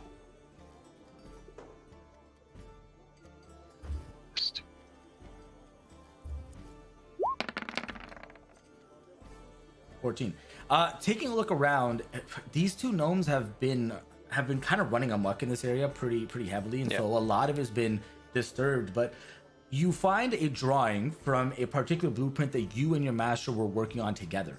There was a time where you were collaborating back and forth through sending stones, and you find in there that the last drawn component on this object was roughly about 7 months ago, give or take. No, that's wrong. Wrong location. I apologize. No, this one, it would have been about 2 months ago. Got my All right, locations in that's my head. pretty early. Shouldn't that be about the time that he went missing? No, that's sooner. That's more recent. Because we are almost a month into the campaign already, and if he went missing 2 months ago, well, yeah, it would fit. Yeah. If I don't get contact with sending stones, yeah, okay. Just trying to make sense of it. More frequent. Or recent. All right, you guys are probably pretty lucky. How did you find this house? It's just kind of like you broke it. They're like trying to like be sneaky about it, and the other one's like, no, we broke in and we needed a place to stay, and we stayed in this place, and we found this. It was cool. All right. Well, I won't keep it against you, but this apparently is the house where my master was working. And all of these blueprints are the same. Well, let's do it that way. Since you want to learn, I'm sure my master would gladly take in more disciples, since I told you 15 years was my time I studied. It took off a lot when I met my master. You can probably see that from those blueprints. Help me keep that house in order and help me find my master. I'm sure he will give you the necessary help for you. And also consider the break-in minor thing. Sure, we could do that. Sure, we don't get in trouble. That's fine. You guys, Probably Thorfinn. the best chance for you. Oh, for sure. While you guys are doing this, Thorfinn, your eye kind of catches the side of one of the panels on the table, and as they're having the conversation, you make your way over, and on one of the arms that's coming off the wall, the metal ones that are used to fix the pieces together, on the metal, you see this symbol scribed. I need to like get away to like quickly show the screen that I'm looking at. You see a object that is scribed into the metal, and it's this symbol right here.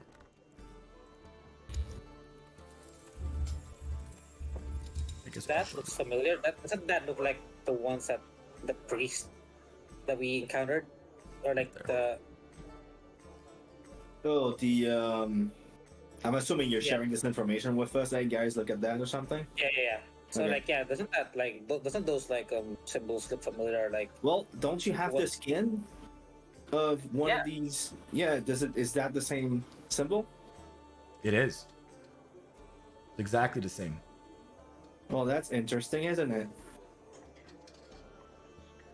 so yeah, something related with giant. Should That's probably inspect the room at this point because this is. Let's just say it's odd. yeah. I guess additional investigation then, Sure. if that helps. Go ahead. Yeah, for any like hidden walls, like fake walls or something. Yeah. Damn. Even with the +3, that's still. There you go, Evo. You guys are welcome to join this role. Like, it doesn't have to be just you two. If you're part of the conversation, you're welcome to be Yeah. part of the Yeah, role. since I'm talking to the gnomes, I mean, if it is my master's house, I would know his habits and where to hide stuff. So if I'm part of the looking investigation, around as they talk, honestly. That's true. Oh, Norbeck, yeah, you're just blacksmithing away.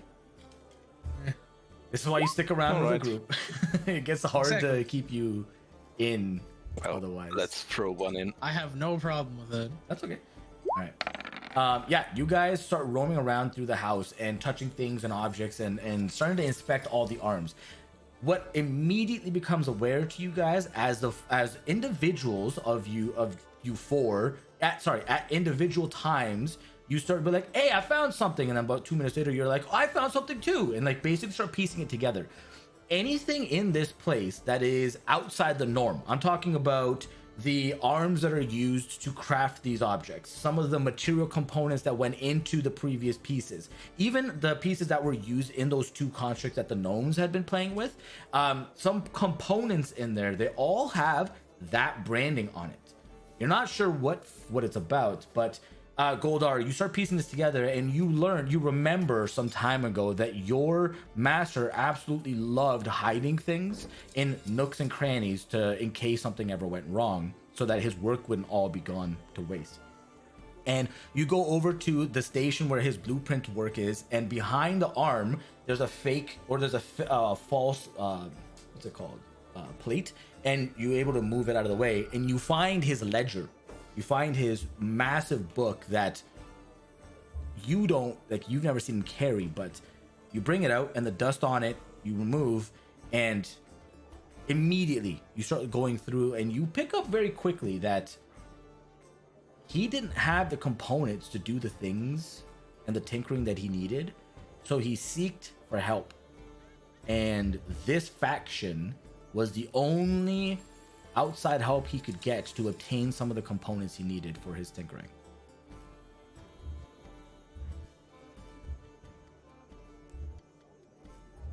Okay, so I guess that's a lead. Yeah. To find. I, of course, Yeah. read that to everyone. So, looks like my master had some troubles getting materials, and those were the only ones supplying it. Well, at least it's a solid lead. Yeah, it's related to ice giants. So I mean, given how the last encounter we had with these people was hostile, do you think they are the one that may have captured him or moved him? Well, if he asked them for materials, and well, you didn't really say anything about them speaking much, so if he has use for them, then I would guess so. Or at least they have some information about what kind of materials he wanted and when he wanted them and so on. I mean, any information is good information at this point. Yeah, Yeah. maybe it would be useful to go look at. Is there a trading post, or because there's no docks around, right? There's no water connection to the city, so maybe a trading post or somewhere where the goods would be transferred. Maybe there's a marking there for some of these boxes, and maybe we could find who are the senders of these materials, because he had to receive it in town. We could just ask the guard captain if she has seen those symbols and guide us to, well, maybe she knows where those were headed. There's also the university in town. They might have information. There are probably some scholars there. Might know. Since it's about mages, yeah. Yeah. We So where do you guys want to go? Or do you want to stay here? Or... what do we? Well, I We still have- need to brief the gnomes about my master's appearance, name, and distinctive features and so on. But after that, I would have actually moved to the jewelers to see if they know anything. But I guess it's gonna be redundant now, considering we know that the materials they couldn't provide.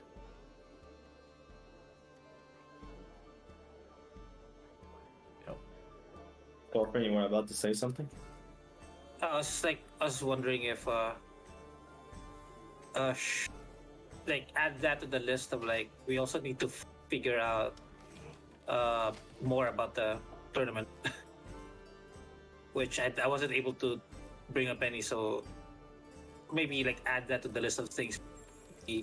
So I found the location of it and where to go. I don't have any information on like what type of tournament or anything like that though. Okay, so maybe up until the date time, you just know where to go. Okay. We know when it is and where it is, and with the ledger we should at least get in. All information more is obviously good to have, but since you couldn't find anything, we probably have to find someone who organized it, and they want to keep it clean, so will be hard. We can scope the area like the day before and try and see if we can get more information. There Yes. should be more. This is the What? day before. This is the day before. Yeah, that's why I was like, So yeah, we should probably go at some point. Probably before the end of the day, just try and see if there's anybody there. Like there should be more action. Like there should be more people around there to prepare for Probably the event. some other contestants in the area or something. Yeah, so it should be easier to find more information that way. I really have to check the timeline. I'm getting thrown for a loop with all those days that we traveled. And I thought we had 3 days, so. But yeah, today is the day before because of that. Because yesterday was. 2 days of travel. Yeah. But yeah. So we had 2 days and a half. That's why. That's where the confusion came from. I think. So the entrance is around the south gate. Do you guys want to head down there and see if we can? I think it's Run still into early in the anybody. day right now. Yeah, it's still really early. It's like pre-noon. Yeah. So And at least, we like- still can buy stuff that we otherwise need. For example, a few potions or something. I don't know how well you are stocked up. Yeah. I'm good personally. I'm not. I need some potions. Yeah. I'm only carrying a Well, single then, one at the moment. Hopefully, like I need to find a better weapon. I mean, granted, So we had a lot of You- potions dropped need out of to- the ether that we didn't use. Like Yeah, Did I we? got them all. no. so I like got 4 of them on me. most of them are with Yeah. Yubo. Yeah. He still has a dent in Wait, his so skull like from one. my short sword is already fixed, right, Goldar? Yeah. And Yeah. wanted to see if what can I do for like enchantment, like if there's like anything I can do for enchantment to help better my combat capacity. Yeah, I would go to the general store personally. We should regroup somewhere though after we're done with that. We'll do Yeah. the buying stuff like after the fact because that's just easier to deal with, right? Instead of bogging it down with okay, you shop here, you shop here, you shop here. It becomes Yeah. too cluttered and complicated to run that in an efficient fashion. So we could do that stuff after the conversation. But for the time being, you know what? We'll probably stop it here right now just because we only have like a few minutes left before the session would normally end, and we'll pick it up from here with a direction of where we want to go. We'll finish the shopping stuff off off screen offline and go from there. Cool. Okay, I will be right back. I'm just gonna see. Okay, so that is the end of this session. That wasn't so bad. These guys finally made it to Winterfur. Good God, it took them forever to get down here, but they're here, which is the good part, right? And they are exploring and doing stuff. They got more leads on things that they're interested in doing. And hopefully next session they'll actually start the tournament because the whole point of coming here was the tournament. And yeah, so hopefully they'll get themselves to actually accomplish that. Oh no, it's the thing with D&D is there's no right or wrong way to do anything, right? Like you can go as fast, you can go as slow as you please. That's just how that works out, right? There's no right or wrong way of doing anything. And that's the beauty of it. You take it at the pace you want, and as long as it's productive speed, it doesn't matter. It's the speeds of when you guys are, or when players start to get into like shopping sessions or just like sitting around having conversations and planning forever but not actually executing their plans. That's when it becomes a bit of a drag, and then it needs a little bit of help to get back back into action. But for the time being though, easy peasy, no problem whatsoever. So next session, hopefully these guys will follow the lead up with the Allfather Temple. They have a lead with the master, or his master, his person who's helping Goldar. They have the tournament. They have this. Now they know that this key is more than just a key. It's an artifact that houses a powerful thing. That's poopy, right? That's never good. Nobody likes to hear that, but it's gonna be a good time. I'm excited to see where these guys go with this. But yeah, nonetheless, if you guys like this on YouTube, it doesn't matter. You guys probably didn't stick around to hear this component, but leave me a like and comment. I'm also in the works of figuring out a method through which you guys in Discord can get daily vibes, the points for the D&D integration, through liking, commenting, and then sharing the YouTube videos. If you can do those, I'm trying to give 1 point for each of those 3 things, but I haven't quite figured out how to automate it, because otherwise it's gonna be hard for me to figure out. It doesn't tell you who liked it or who shared it or whatever, right? So trying to figure out a way to automate that, in which case I'll know exactly who did what, and then I can put it through and just give everybody those points accordingly. And keep an eye out in the Discord if you're not in there, right? I just straight up give out a lot. Most often I usually just give out the points to for the daily vibes. Like in last week I gave out 5. The week prior I gave out 5 for no reason. This week I was busy, I forgot. But nonetheless, I hope you guys had a great day.